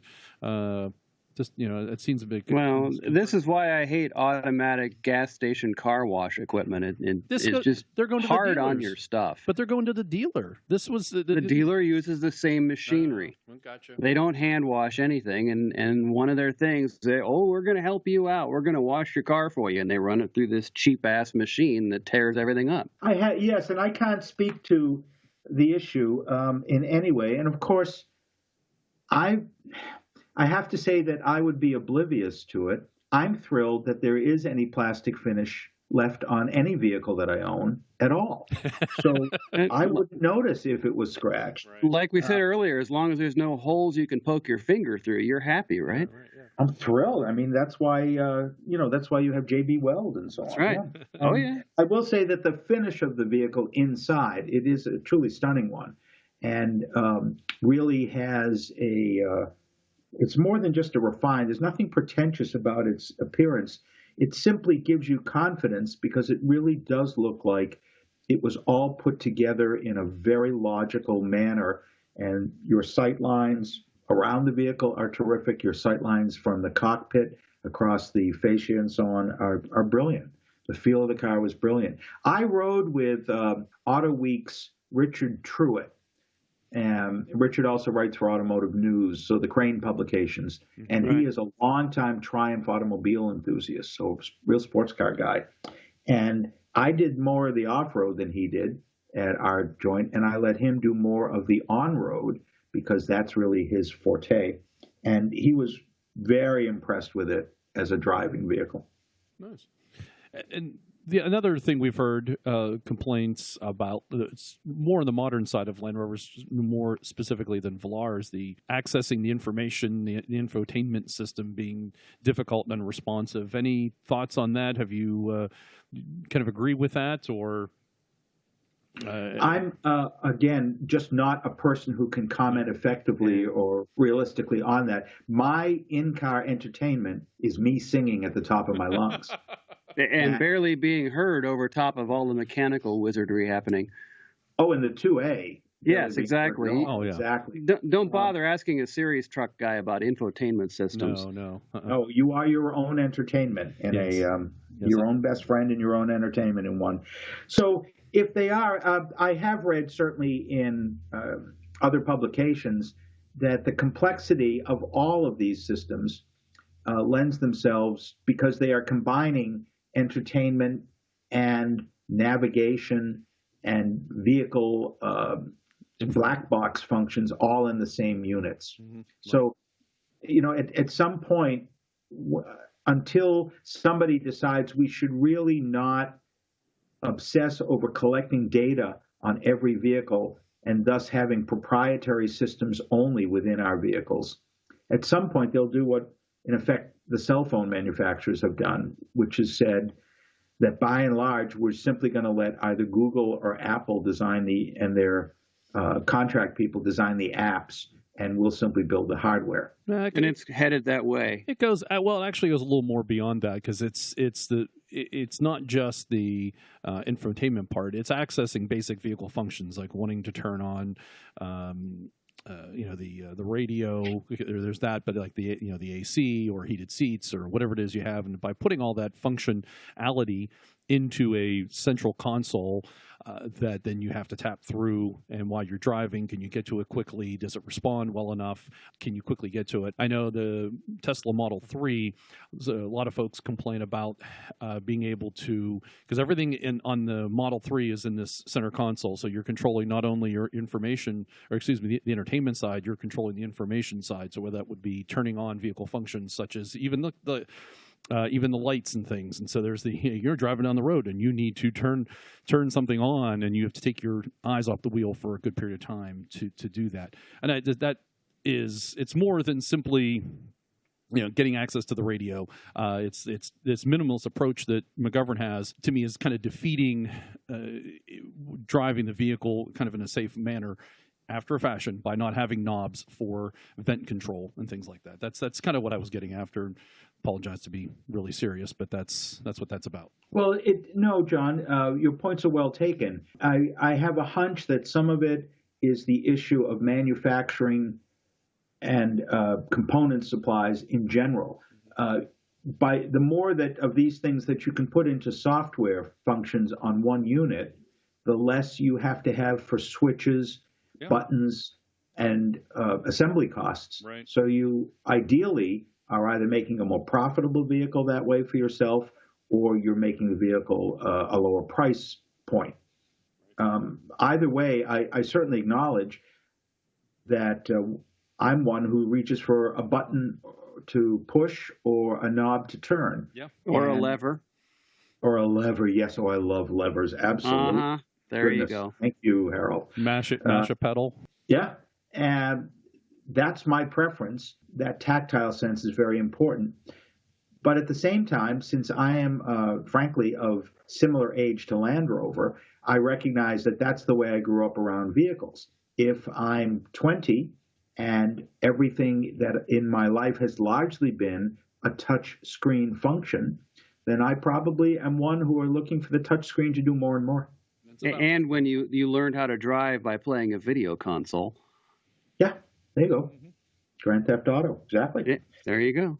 There you go. So, all in all, it's a perfect. If I'm a Land Rover dealer, I'm thrilled to have the Velar around because it is a nice price step after the Evoque, and it allows an Evoque owner to go to a bigger vehicle with some of the things that they like about the Evoque in terms of its driving style, capabilities, etc.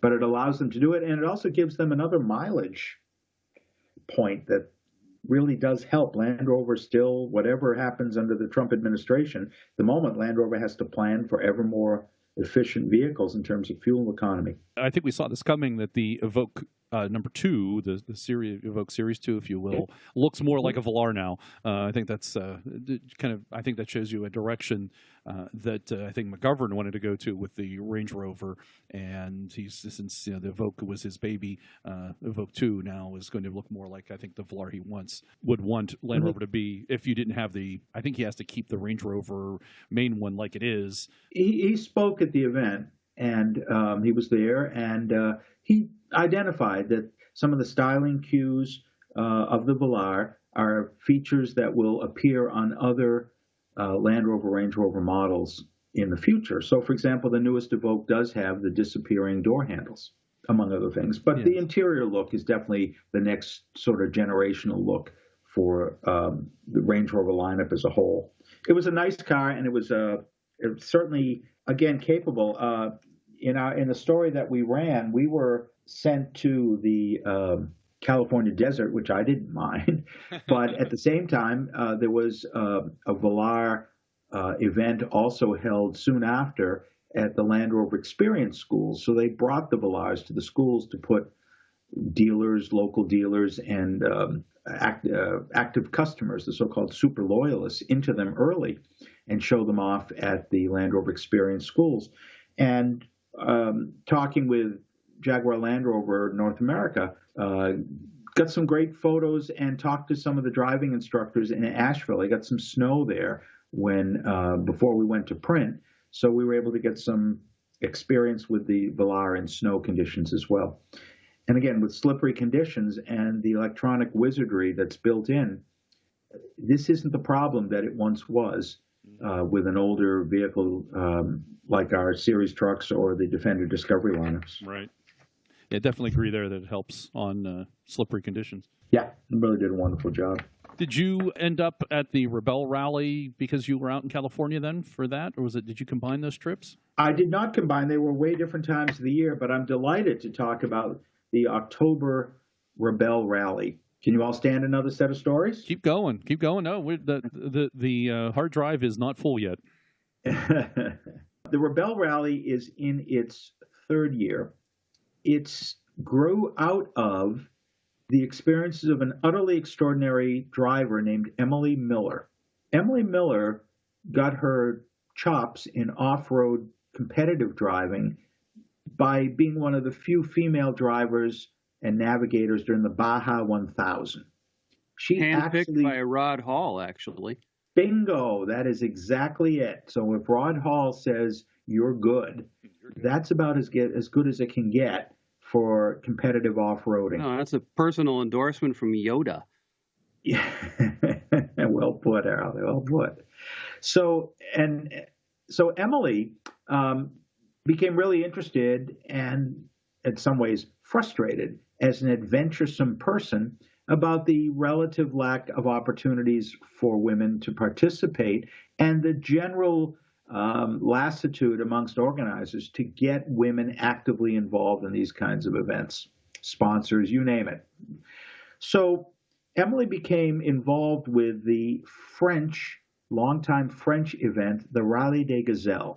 The Rallye des Gazelles starts in southern France, puts competitors, female all, on a ferry, goes across the Mediterranean, they wind up in Morocco.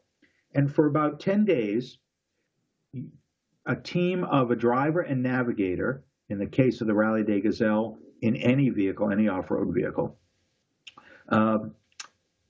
are given paper maps first thing in the morning for each leg.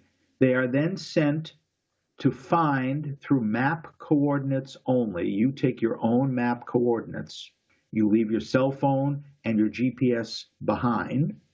And you go out into the desert and try and find flags that are posted there. When you see a flag, you send a signal through a satellite device that you're handed that says, here I am, I now score some points. You have a set of objectives each day that you're to find. You have to determine how you're going to get there. They're not sequential. You cannot just follow another vehicle because everybody is plotting a different set of checkpoints to go find. Some of the checkpoints are literally map coordinates only. So you get to a place, you think you're at the exact map coordinate, you've shot your sun locator, you've looked at your compass, you've looked at your map, you press the button, and you find that you might be 500 meters away. You're immediately docked points. So in other words, being off, they give you a 100-meter diameter in which you can actually operate. If you're 100 meters or over 100 meters off, you lose points. This event fascinated Emily Miller, who encouraged U.S. teams to go. And my contact with that event came when a Land Rover dealer in Carlsbad, Colorado, the Hohen family dealerships, sent their general manager, Johanna Hohen, and her best friend, Susie Saxton, to Morocco in an LR4, and then later in an LR4. They did the event twice, and Emily Miller was the U.S. representative who was encouraging teams to go. Emily said, this is terrific, but it's so expensive to send a vehicle over. What if we do one in the U.S.? And Emily worked with other off-road folks in the Great Southwest to create the 10-day Rebel Rally. I lucked out, and this year, instead of just writing a story based on interviewing participants, I actually got to go and watch 5 days of the 10-day event. Off-road events that we go to that are club, even pay events, if you will. John, you remember this from the events you've gone. Harold, I'm sure you do as well. You sort of wake up when you feel like you should wake up. The trail leader might call for the first trails to go out at 8 o'clock, but almost none do. They go out about an hour later, and you sort of let the schedule fall away. Well, in a competitive event like the Rebelle, where you're camping in the desert, there were this year 43 teams of 2 women each, and there were, I believe, 7 Land Rover teams. We're all woken up by a very noisy cowbell by your tent at 5 o'clock in the morning. At 5:30 in the morning, you were to go to a food tent that was set up in the different locations. And there you were given your map. And you had approximately an hour and a half to figure out what your route was going to be, eat breakfast, fold up your tent and camping gear, get it into your vehicle, and get to the lineup where you were sent off in 1-minute intervals starting at 7 o'clock and then continuing right through until all 43 teams had departed. You might not see each other until the end of the day. You were required to be in to the next camp location on your map, essentially by sunset for safety. Each vehicle does have a tracking device in case you break down or have an accident and you need to be rescued, but that was all. There was a mechanical team available. If you had to call them because you couldn't fix something yourself, you lost points, but they would at least try and fix your vehicle so you could get in. You were required to bring the sorts of spare parts that you should have if you're romping over 1,600 miles of desert and mountain over a 10-day period. And you did this from 7 o'clock in the morning when you first started off, and you would not get done largely until sunset when you saw the vehicles start drifting in every night. You then had that evening time to have some food, figure out what you need to do for your vehicle. You run your own service and maintenance on it every day, and get ready for the next day. And this was, of the 10 days of the event, 9 of those days were competitive days of this sort of traveling and orienteering. The route started just at the California-Nevada line up by Squaw Valley at the site of the 1960 Olympics and finished up in San Diego this year. Cool. No, unbelievable. I mean, at no off-road event that I've been at do people actually follow a schedule and push themselves over 10 days. That was the remarkable part. Absolutely. We've had Emily on the show before, and she's talked about some of this stuff. But yeah, in fact, I think, what did we call our show? No Dudes Allowed, I think was what we called it. I think so. As a No Dudes Allowed event, how'd you get in the door, Jeff? Well, I was allowed because I'm media, and I have not been surrounded by that many females ever. And you were largely sort of wallpaper, which also hurt my ego greatly, but you were wallpaper. The only men there were some media people like myself. There were female media people as well. The mechanics and the part of the crew that ran the fuel trucks every day. It's just one of these competitive activities that you just marvel when you realize that just a couple, maybe 4 or 5 at the most, of the competitors actually were sort of semi-professional at this. They had done these things a lot. They were often competing in off-road events. Most everybody who did this had the kind of professional or trade or at-home job that you associate with just everyday life. And here they are doing this extraordinary activity. It's going to be a feature story in the winter issue this year of Rovers magazine. Great. Are most of the contestants from the U.S., or is this become a worldwide? This year, virtually all the contestants were from the U.S., but one of the navigators flew over from France. So most of them were from the U.S., most of them from the West Coast at that, or the western part of the country. Right. Amazing. Back to the No Dudes Allowed thing. I was just thinking maybe they made a special exception in your case because while you're not a lady, you did once play one in a theatrical production.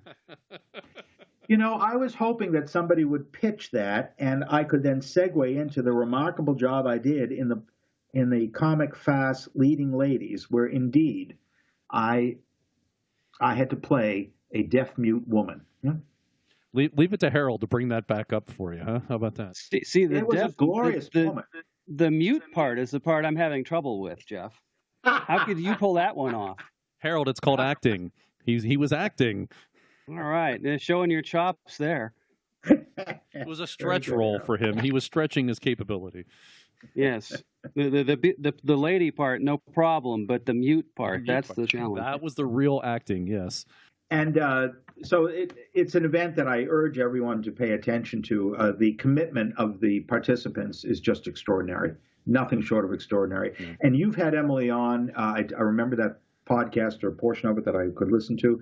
And to watch her in action and to recognize the force and power and her commitment to this leadership and extreme off-road possibility for women is just amazing. She's the real deal, no doubt about it. She's the real deal. Yeah. And it goes along with the Barber Toy Run. It's kind of, the fact that you have a segment of the population who typically traditionally isn't seen as going off-road, and now we've creating these experiences and these opportunities so they can do it and show that they are just as capable as the other half of the population. It's fantastic. It truly is. Yeah. And John, you were present at another opportunity that really showed just how good women drivers could be when you came to the Mid-Atlantic Rally this year in Virginia. Mm-hmm. And I had the fun of working with a group of people to set up a trials course at that event, which is an annual event for them to have a trials course. And the trials course is a very common thing in the UK British clubs, which have less access to land. So you create driving opportunities more akin to a slalom course on a ski area.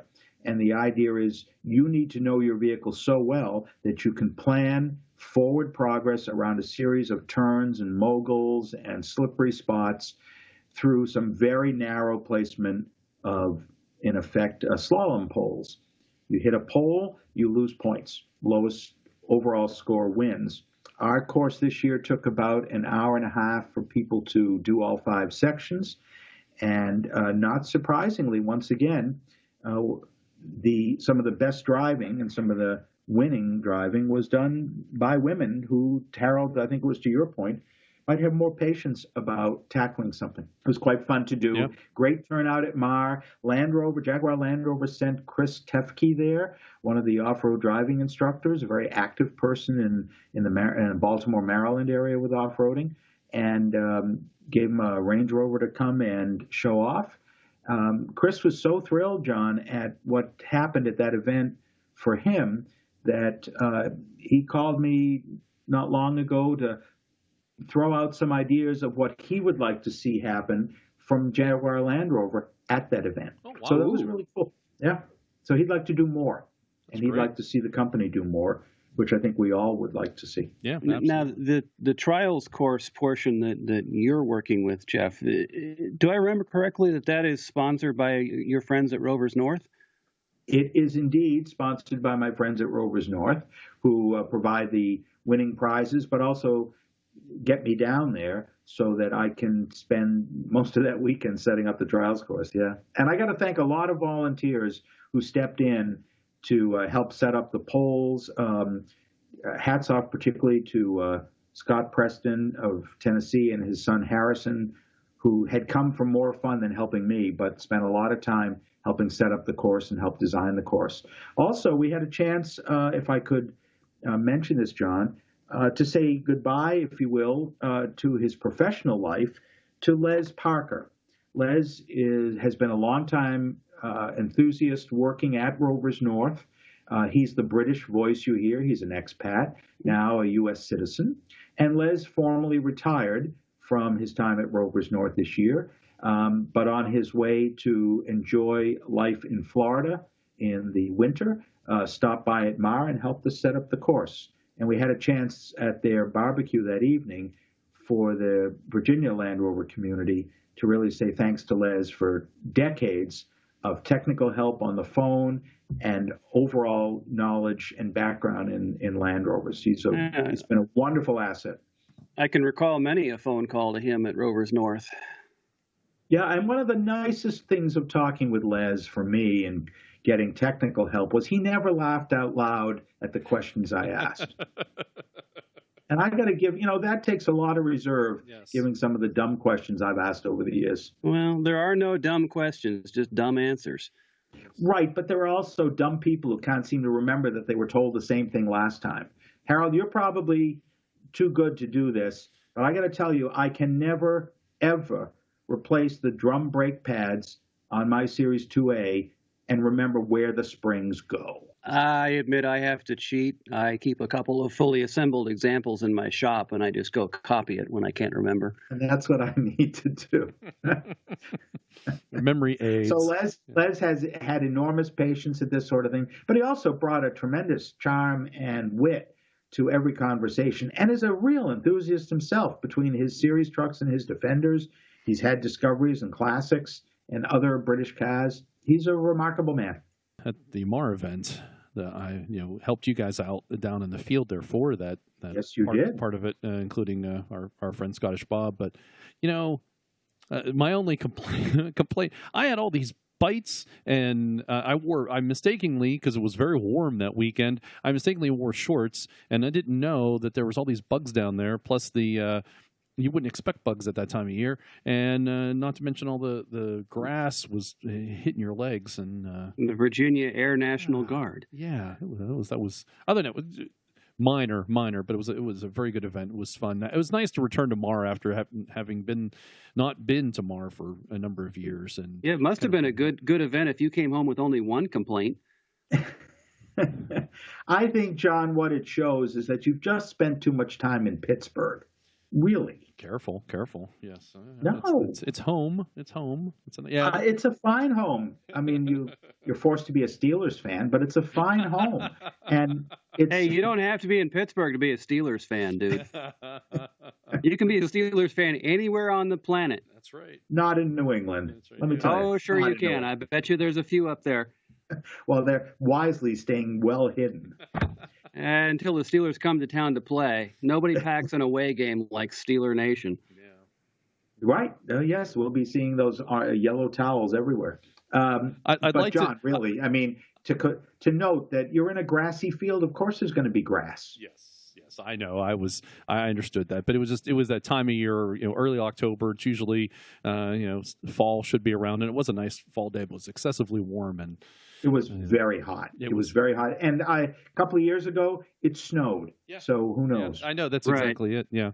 Right. I want to pause our Land Rover conversation to say that when I was talking to Jeff about talking to him today for the podcast to do the recording, I made sure that I asked him if there was wanted to make sure ahead of time there was no conflicting football game. So I was aware of your needs. And I thank you. The Pats are playing the Dolphins in Miami, which usually means that we screw up in some manner. But look, we're in the tomato can division of the AFC. We're going to do fine in our division, right. So we're not too worried about it. No. And the other event I do want to hear about, because I've been thinking about, is it's called the Western Land Rover Rally. Is that? Yes, that is wonderful. So, as we all know, the Solar Health Society created what it has always called the National Rally. That's held right now. It's in the fall every year, and you get to go to wonderful places in Colorado and Utah, and they do a wonderful job with it. But unlike, say, New England, the western part of the nation's huge, and that means that it isn't always possible for people who would like to go to a sizable off-road event to get out all the way over there. So the Arizona Land Rover owners started in talking with other clubs, said, how about if we start a Western National Rally with an eye towards moving it between different clubs? So it has been run by the Arizona group in Arizona. It's been run by the Northern California group in Northern California. And much of this activity just tries to say, let's get a large event that moves around so that people have an opportunity to participate in the fun of a larger event and where you really see and meet a group of different people. The Western National Rally this year was terrific fun. Zach Griswold represented Rovers Magazine at the event, and the stories that he brought back and that we published, his photographs just showed it was a terrific set of mountainous trails and some high desert. And the vehicles that were present were everything from pretty new Range Rovers down to Series 2As. So again, to your point, Harold, the fact that you can run a 2A largely just doing engine and maybe transmission maintenance as opposed to frame rebuilding means that they have opportunities to enjoy vehicles longer into a year and with less likelihood of that sort of debilitating frame rust that takes a vehicle off and it requires quite a different effort level on your part. So Zach reported back and put into his story for the magazine that it was just a terrific time. Great off-roading, great fun, few glitches with some of the vehicles. All of it could be repaired on scene, on site, nothing serious. And just shows that Land Rover enthusiasm pervades the country. Despite Land Rover being a small manufacturer, it has retained this amazingly loyal base of enthusiasts who stay with the different model vehicles throughout. It's wondrous to see. Yeah, it's 70 years and still going strong, certainly here in the U.S. and good parts around the world also. And we're looking forward to next year also. So why don't we talk about next year? Head into 2019, we know that the second generation of Evoque has been introduced. I'm told by Land Rover that it's anticipated it will be presented in the U.S. at the Chicago Auto Show, which is in early February. And I'm sure it'll be at the New York Auto Show as well. There are some substantial enhancements of the Evoque, not just in its look. It has also been, and I think we tend as enthusiasts perhaps to minimize this, but it's been a very successful vehicle for Land Rover worldwide. And John and Harold, this brings me to something I think we have to pay some attention to as enthusiasts, and that has to do with the model mix, the lineup mix, and the likely demographics of a Land Rover Range Rover customer. John, as you know, and I'm sure you've expressed in other podcasts, demographically, the world, and particularly the nation, is becoming ever more urbanized. So the agricultural-oriented, utility-oriented vehicle not only needs to morph into something small and usable enough in urban and suburban environments, but it also puts tremendous strain on the engineering side because it must meet emission standards as heavily urbanized areas continue to tighten them. They have to be able to meet them, or you simply don't have a vehicle that's saleable. So the so-called volume and smaller models, the Discovery Sport, the Evoque, to a lesser degree maybe the Velar, really have to be the vehicles that Land Rover is going to have enough volume with, because without volume, there's no economy of scale. And then to build smaller volume models like our beloved Defender becomes a high expense. And when we bemoan the price of the Defender, whatever it turns out to be, I'm sure it'll be above my price range, it will, by necessity, have to incorporate some of the engineering that's already appeared on these other models.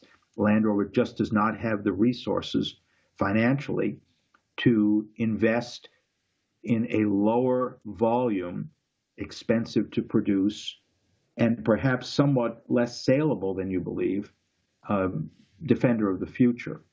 The other issue that we have to pay attention to is the parent company, Tata Motors, or Tata Industries, which has been very, very generous to Land Rover corporate investment, is undergoing some tougher times. And I don't know that it's affecting development costs right now, but as Jaguar's lineup has to morph from the traditional sedan and sports car more into the SUV type vehicle, even if it's a light duty one like the F-Pace and the E-Pace and the I-Pace, it's probably taking some investment funds away from Land Rover. A recent article in both AM Online, which is a British online dealer publication, and as well in Automotive News, just noted that Tata just has less availability due to its stock price dropping, of easy access to the kind of developmental funding necessary for the model. We all know that the new Defender is running test mules. You've certainly seen photos of them around England and probably in other locations. They tend to test worldwide. Some of the good news that we're hearing, though, and that we're seeing from the test mules, is that the Defender is retaining a utility aspect of it.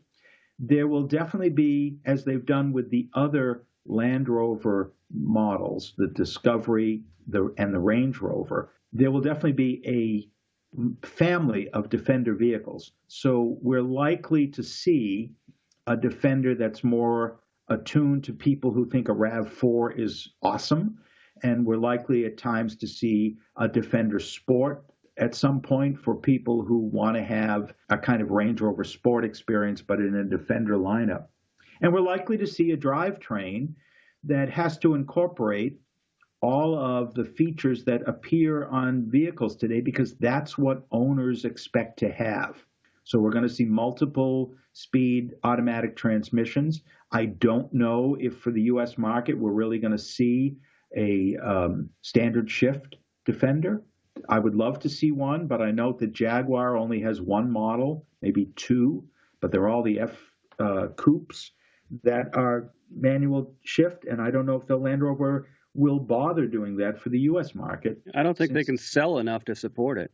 I think that's exactly it, Harold. I think you're absolutely right. And we know that just to sell a car in the U.S. at all, it needs to have a series of electronic features that are required for safety. So the cameras, the rear view mirrors that become cameras now, like on the new Evoque.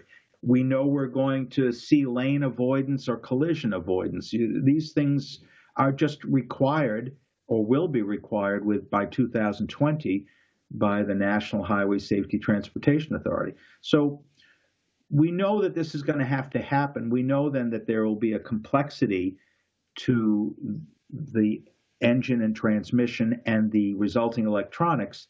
So it'll be a very different ownership experience and driving experience than we have with our series or Defenders. I'm not saying I'm thrilled by it. I'm just saying I don't know how you can create a vehicle that doesn't do that and actually have it sold legally in the U.S. Does that make sense to you guys? Well, that's the reason why they left the U.S. They couldn't meet that, back in the mid-'90s. You couldn't meet your basic safety, and they had to leave the U.S. with the Defender. And it would cost way too much to make it meet those regs. And then this pulls in this thread. All the things you've said, Jeff, kind of have come together and really sit in the Defender, new Defender, or as I like to say, Defender Series 2.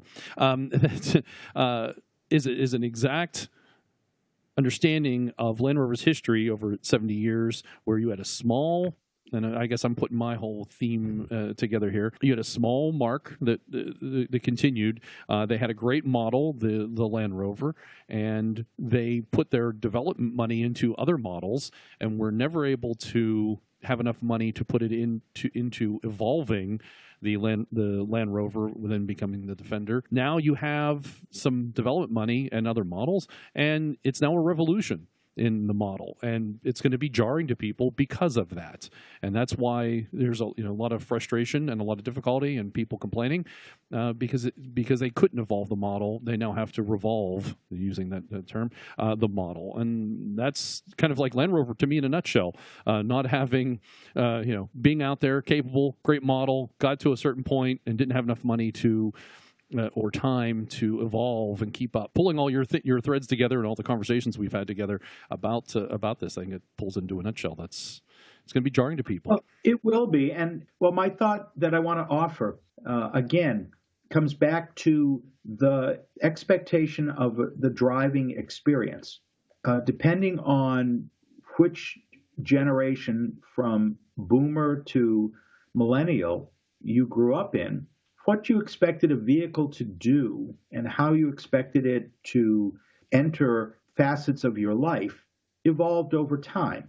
That evolution now has expectations that I'm not asking for, otherwise I wouldn't drive such old vehicles and enjoy them so much. But I also recognize that I'm not that in that market for a vehicle that avoids an accident because I'm not paying the right kind of attention and so on. So when people are living more connected, urbanized and lifestyles, and that is the demographics of the world, then if Land Rover doesn't have models that will appeal to that demographic, it's going to be relying on selling, in effect, outdated vehicles, outdated to the expectation of today's consumer. The brilliance of the Land Rover series, Defender, right up through the Disco 2s even, is that if you are so inclined, you can rebuild the vehicle you have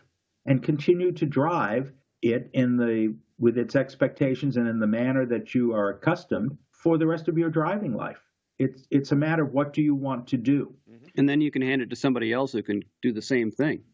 Yes. For the rest of their lives, if that's what they want to do with it. Right. Look, we're doing a podcast. If you had Back to the Future DeLorean, and you went back and someone said, John and Harold, what do you fellas do for a sideline for yourselves? Each of you would say, well, we run a podcast. Nobody would know what you were talking about. Mm-hmm. Yes. I would say we run a radio show, and they'd get it. And you would have to. And then it would ask you, what frequency are you on? Right. And when do I tune in? Yes. Yeah, exactly. You can tune in at any time.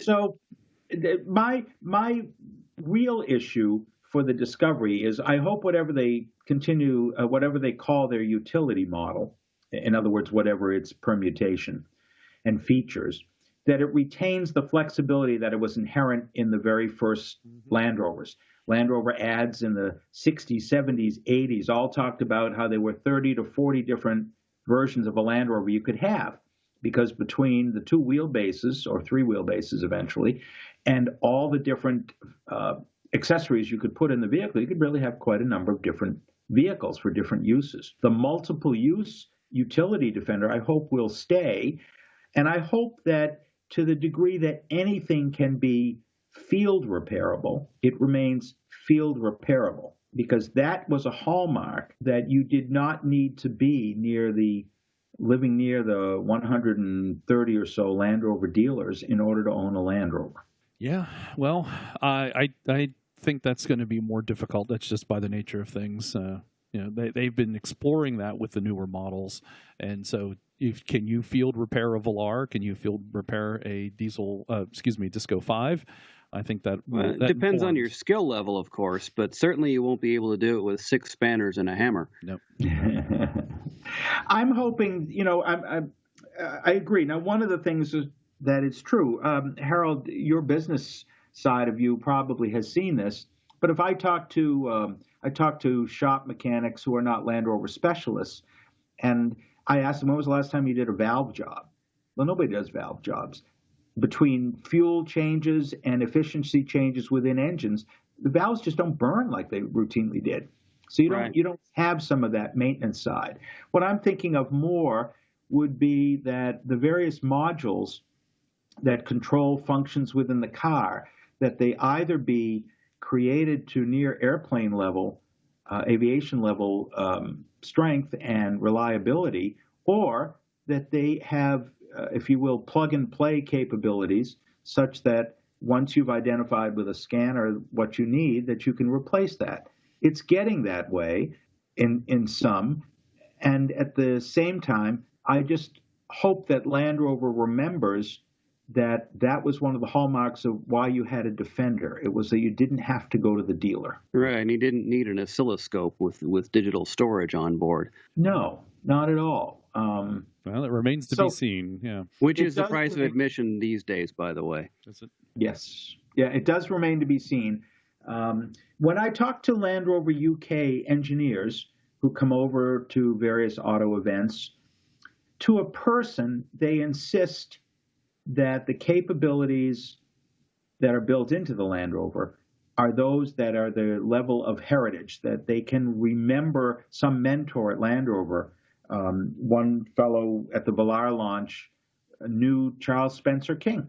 Wow. And said, his voice is always within me when I'm thinking about what we put into these vehicles and the way we test them out, and the way that we have, if you will, redundancy in the systems. A good example, the very stylish disappearing, folding in door handles. Well, there is a workaround in case that module fails. There is a workaround with, if you'll pardon the thought, a key to actually open the door. You don't have to do that if you don't want to. But Land Rover, in that small detail, this designer said, I had to be thinking of that because I recognize that A, a part can fail, and B, that's a hallmark of Land Rover. Yep. It will get you home. So what do you think will be the announcement for the new Defender? Any word on that? Because it looks like Land Rover's not going to the Geneva auto show this year, so reports indicate. I'm hoping that it maybe is the Amsterdam Motor Show, because that would be kind of a nice... that would be a good tradition. Appropriate, yes. It would be a great tradition to do. Interestingly, we're, at least in the U.S., I can't speak much for what they're doing in Europe in terms of this. But in the U.S., it's interesting to see that Land Rover is returning to smaller auto shows throughout the country. They were just at the Miami show. They were at Washington, D.C. last year. They've been at Houston Auto Show. And that used to be just something that a local dealer did. Now Land Rover Corporate is actually sending out product specialists and putting some attention to displays to spread the word. So one of the interesting things might be, particularly given social media access and connectivity, technological connectivity, that maybe you don't have to do it at a show. Maybe you did like you just did with the with the new Evoque. You create an event in London, you stream it online, and make it available to everybody. That's how I watched the launch of the Evoque.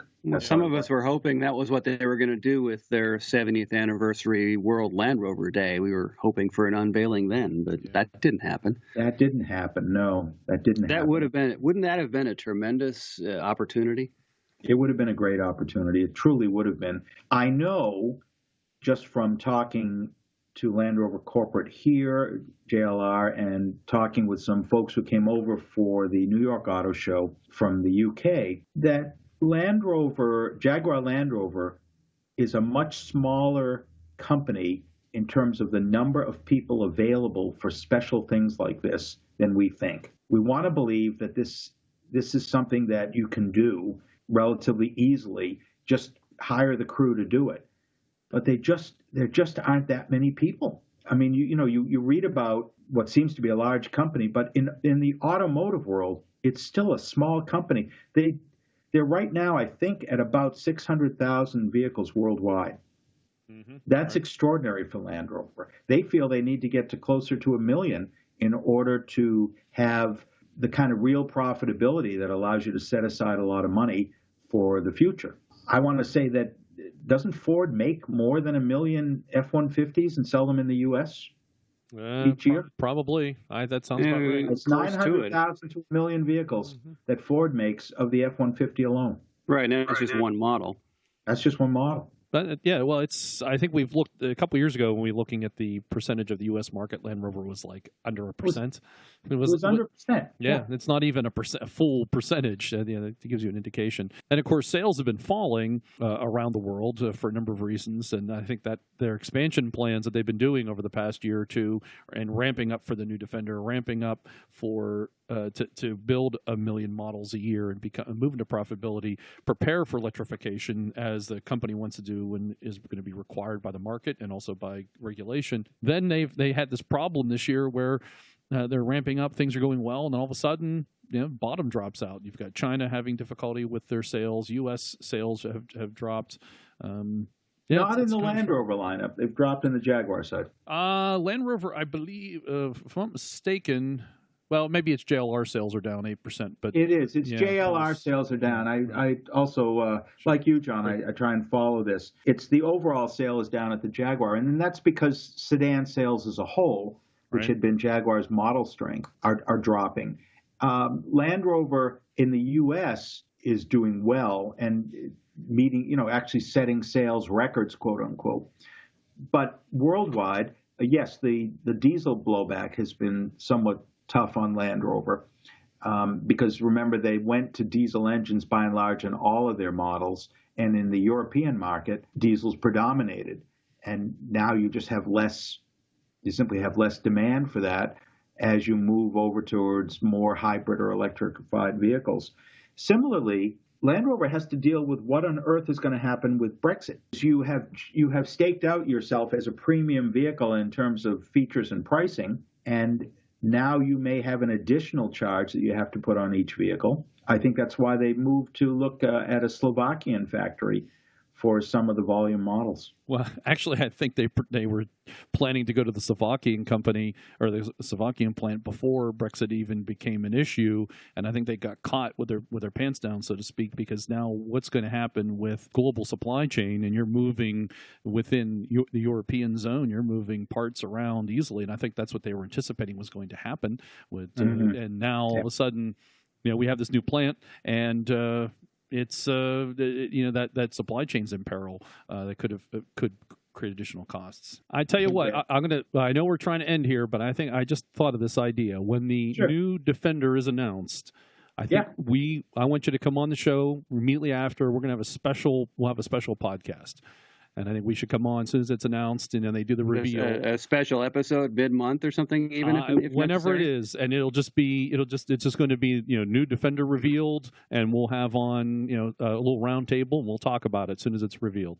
And the only caveat I have to throw into that is obviously I'm shamelessly pushing Jaguar Land Rover in North America to remember that I'm around, and when the new Defender is revealed and there's a press launch, to include me. So I just have to be careful of any embargo requirements. I may not be able to do that if information is embargoed. Fair enough. Yeah, and I know, for example, right now, Mark Laterney at Rovers North is already under that. So Mark has seen some details that he can't even tell people at Rovers North. Really? Yeah. That's part of their parts agreement, if you will. Sense. Yeah. Sure, yeah. Well, that's actually a very good sign because that tells you that they are getting much closer to having the reveal. They know the final design. They know the final engineering.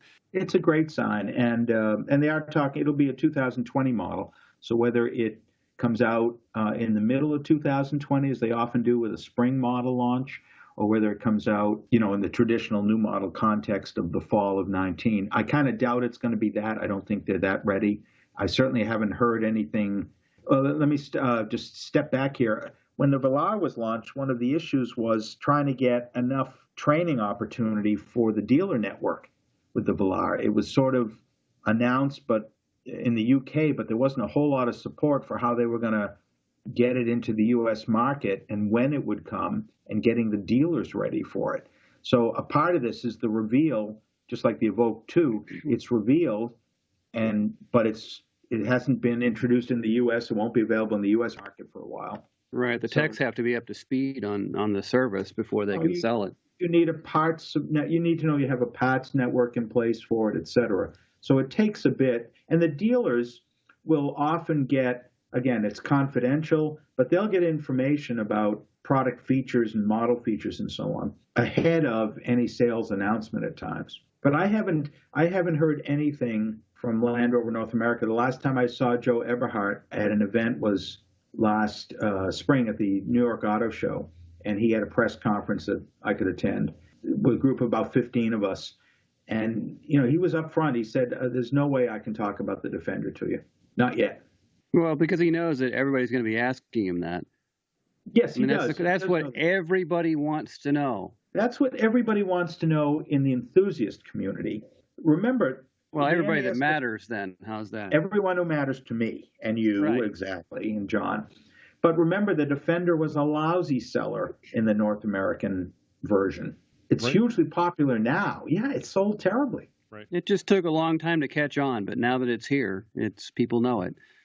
Right, but when it was a new product in the dealers, it was a niche thing. But dealers until they announced it wasn't going to happen anymore, and then suddenly the last of them came in, just like the LR4s. The minute they said that it was going to be a Discovery 5, dealers couldn't find enough LR4s, and the sales went up from like 6,000 a year to over 10,000. Yeah, it's the hurry up and get one while you still can. While you still can, because they're really going to drop it and it's going to be different. And sure enough, it is different. So we just have to remember that what I'm waiting for is I'm waiting for the 10-year-old new Defender or the 15-year-old new Defender, because that's when I'll be able to enter the market for one. Right. Yeah, that's what I've been saying all along, is like, it doesn't really matter what it's going to be able to do next year. It's 10 years from now when I might actually be in the game. Yeah, and it's just a matter of affordability and so on. And I don't know that anybody. I mean, nobody makes a truly affordable vehicle. You have one you can afford to lease, maybe, or one you can afford a payment on, but you're not going to keep it, et cetera, et cetera. Right. Prices are nuts for car, and when they're preceded by the word "only," then I think they're even nuttier. This is I think the pinnacle of automobile ownership, and I think it's only kind of downhill from here, to be honest, because it's going to become a commodity. It won't be as it was. I think we're at the peak. We may have passed peak. I think we passed peak auto a few years ago, to be honest. Well, overall numbers are down a bit, but there's still talking about a U.S. market between 14 and 16 million vehicles. It's a relatively healthy market. I think the notion that you want to keep a vehicle for a long term has altered, just as people don't really keep their old cell phones for very long. And of course, there may be some people don't. Okay, I didn't mean to make fun of your Nokia flip phone. Okay. He doesn't. Hey, it's a Motorola, pal. He does, in fact, still have a flip phone. I love watching British television programs in general. The ones that are streaming on Hulu and Netflix or something like that are the guys and women are still using flip phones or little block phones on those shows. It's quite fun to watch. Oh, yeah. Yeah, I like my flip phone. It does me well. It's in my pocket when I'm underneath something, and that's important to me. I get it. But at any rate, I actually do predict that the idea of owning a car will change. Whether they're going to be owned by a fleet service or owned by the manufacturer and just leased out to you. Yeah, it's becoming much more of a commodity thing and less of an expression of individuality. Well, I think for some levels, I think that's where Land Rover has lucked out. More volume, but it really doesn't sell as a commodity. It's both too expensive. And that's why Land Rover's been going after the adventure side of things and the leisure side of things in all their marketing, is because that's where you start to be attractive. Yeah, that's where you stand out. Right. And automation is also going to affect things, because the automation, when the car drives itself, it doesn't matter, and you probably won't own that car. You'll get up in the morning, you have to go to work. A car will just appear in front of your front door. You'll get in and go to the office, and it drops you off. It'll be like it's a taxi at that point. You don't care whether you're driving. You're not even driving. You're riding. Yeah, I think I've heard that referred to as an autonopod. Yeah, exactly. Right. I think in some places that's exactly what will happen over time. And that's not a bad thing necessarily in a lot of places. We are a spread out place.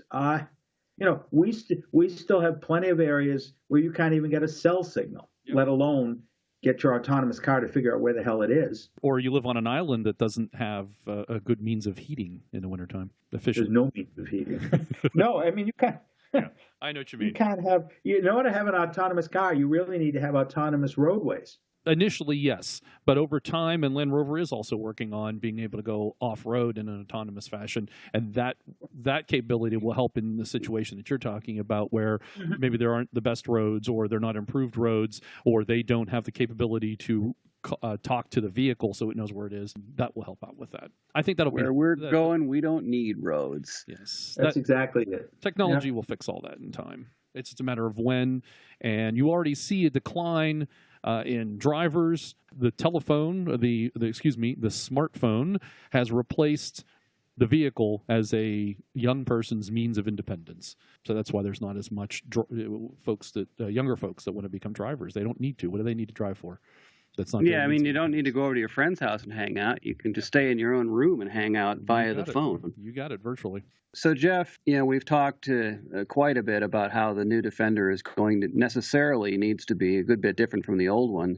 How do you see the new Defender affecting enthusiasm for the Land Rover hobby, if you will? Well, that's a great point, Harold. I'm quite confident that, as has happened with the extension of other model lines, the Porsche is a good example, that the reintroduction of the Defender nameplate and carrying some of the styling and utility features that highlighted the Defender, that will once again reverberate through the entire Land Rover enthusiast community. And those are the folks with series vehicles and the Defenders, whether the NAS ones or the 25-year-old ones that are still coming over. And it brings to mind the fact that if Land Rover's aiming its Defender at people whose expectations because of their life experiences are for a more connected, more autonomous styled driving experience, well, it will only let those folks who are really saying, I want something different in my driving, regardless of age and so on and background, to find that, once again, the series truck and the Land Rover Defender vehicles are exactly waiting for you, and they will hopefully galvanize even greater interest in everything from the parts supply to the specialists who work on them to encourage them to stay with it and to bring new people into their shops. I have a great experience that was in our Rovers magazine in our holiday issue. A father and son from North Franklin, Connecticut, Ray and Sean Carney, decided that they wanted to have another Land Rover experience. Now, I have to say that Sean is a recent graduate of a culinary program at a community college in Connecticut, I believe in Manchester, Connecticut, and is now a chef at a restaurant in that area. But his dad, Ray, has been a longtime enthusiast, has a series truck of his own, has Range Rover Classics of his own, and with his son, Sean, they sort of jointly bought a series Land Rover to work on. But what Ray was really interested in was the opportunity to do some more camping and adventure with his Land Rovers. So he put his eye out for either a Dormobile or a Carawagon and found in Texas a Carawagon for sale, an 88-inch Carawagon. Now, the Carawagon was a conversion authorized by Land Rover, made by the Searle Company in the UK. If the Dormobile has the Volkswagen camper look to it with a sidewards raising canopy, the Carawagon actually is one in which the vehicle top elevates vertically and elevates a bit. And in other models, it's simply that the interior alone was made into a camper. Well, Ray and Sean found one in Dallas, owned by an enthusiast who just really couldn't use the vehicle anymore. And they decided that the thing to do was to fly out to Dallas to see the vehicle and be ready to buy it on the spot if they could agree on a price and its condition was accurate, and then drive it to Connecticut on a fixed schedule because Sean had to be back in the kitchen at a certain time. Now, part of the charm of interviewing the Carneys, father and son, and the previous owners in Dallas or Dallas area was just how enthused they all were, despite all of them having very different professional and personal lives. It's amazing to see just who is a Land Rover enthusiast. The previous owner was a fellow named Bruce Thompson Powers. He lived in Rowlett, Texas, served 23 years in the Marine Corps when he became knowledgeable about off-road vehicles, particularly Land Rovers. He bought his Carawagon in 2004, more or less as a retirement activity for himself. He took it all over to the East Coast and went all the way to Key West, Florida from Texas. It went up to Washington, D.C., He took the Blue Ridge Parkway in it. He said, I just can't use it enough, and it's more important for me to find the right enthusiast to sell it to over just selling it to anybody. So he was being fussy over who he would sell it to. Obviously, Ray and Sean planned on driving it across country, or at least part of the countries, so they needed something that would actually run well. And they got right down to ready to go, and the brake lights wouldn't work. Isn't this how we started our podcast? I think so. Yes. The only difference is when their brake lights didn't work, they could still get it into gear. Exactly. And furthermore, they quickly found that you could get a set at a local motorcycle place of Harley Davidson taillights and just quickly hot wire them in. And that's what they did. That let them get going in the Carawagon, and they drove it across the eastern part of the U.S., and the only real problem they ran into was when they started to lose power when they were reaching Pennsylvania. But it turns out to be just it was a fuel filter issue. That was all. Been there. And yes, we've all been there. And Sean arrived that day. He couldn't believe that you're driving a Series 2A across the country, relying on it to get there. And they are so chuffed about their vehicle. One of the things they said to me was, when I interviewed them, was, how do we find out more about how the Carawagon should be outfitted? Because we'd like to get some more of the camping equipment that came with it. Well, over in the UK, a woman who used to write for Classic Land Rover magazine, Vicky Turner, has become a professional acquaintance. And I remembered that Vicky owned a Carawagon. So I contacted her, and out came all the photos that we needed of her Carawagon, and it became a feature in the story, so that you could see just how cleverly set up these 88-inch ones were as campers. And that connection of being able to talk to people around the world and their Land Rover experiences expands not just the generational impact that it has on us, but the cultural impacts that it has.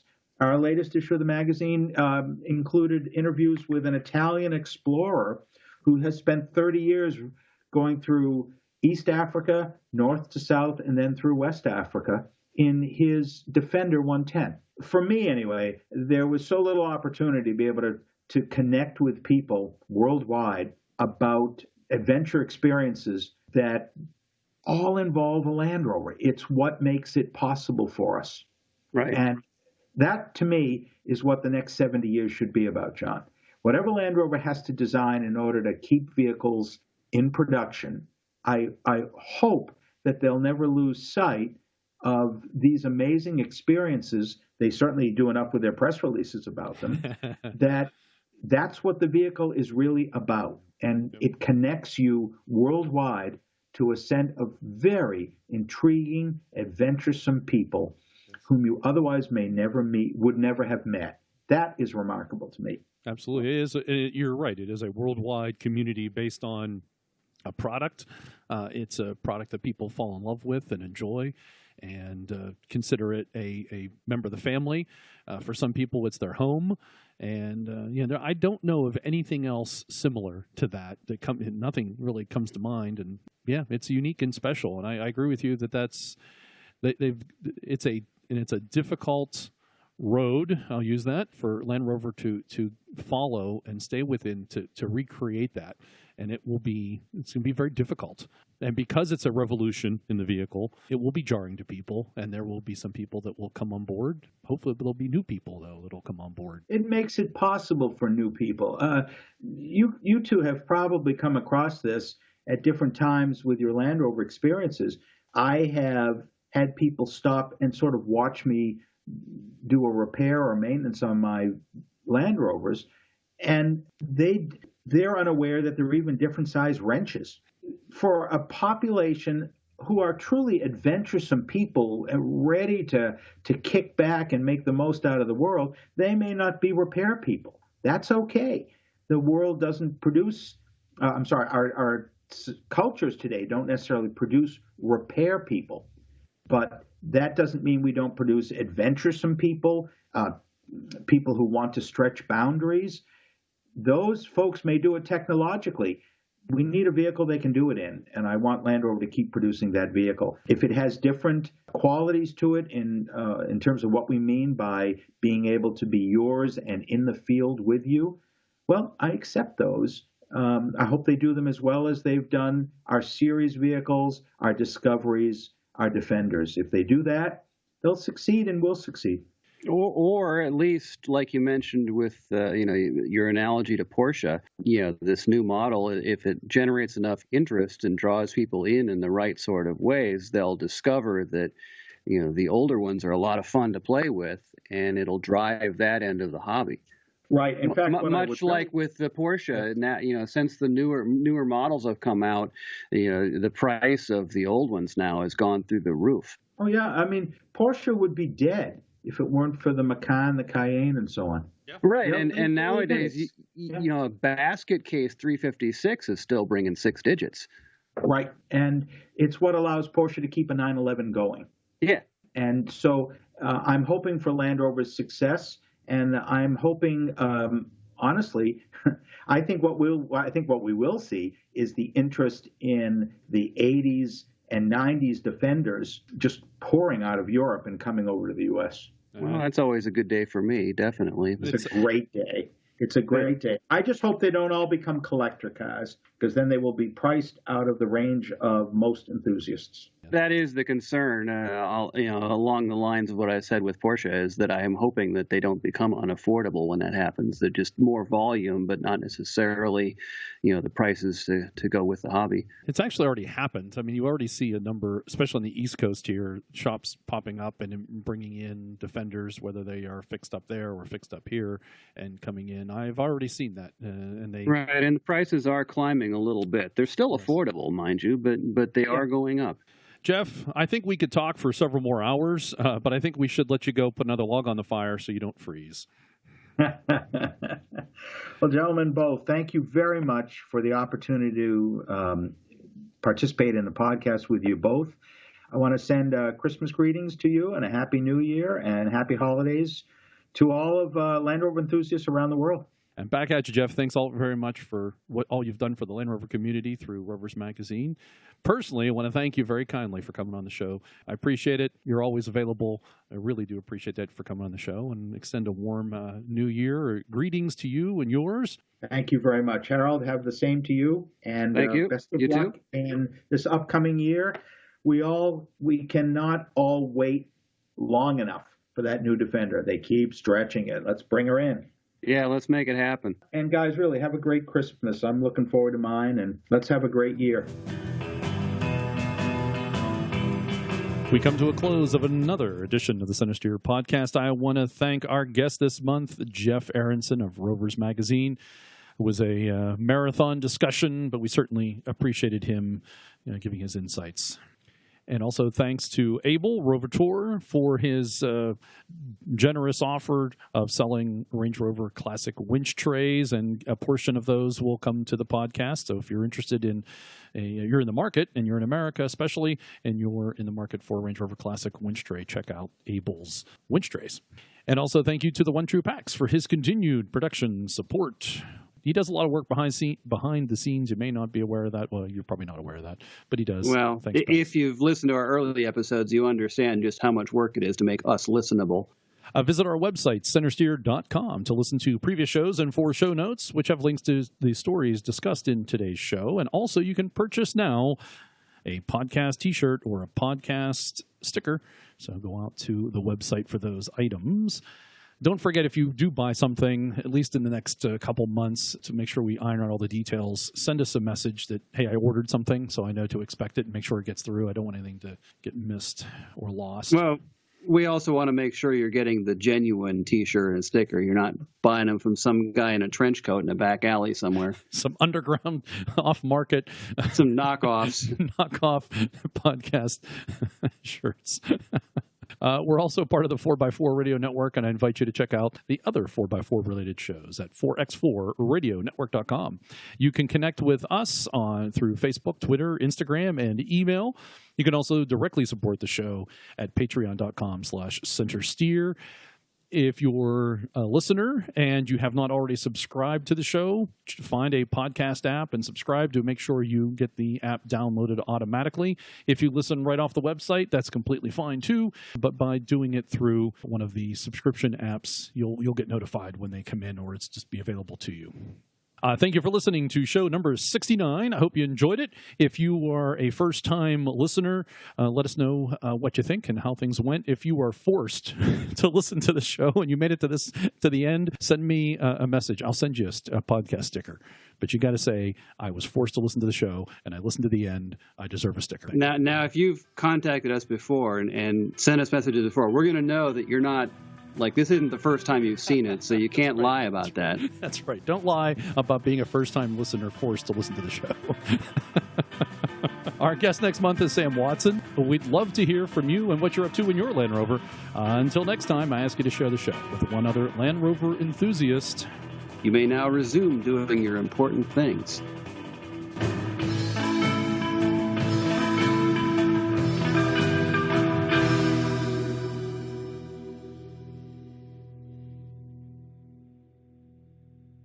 Put the mic in front of Jeff and sit back. Sit back. Our job is done for us. Have a great holiday, everybody.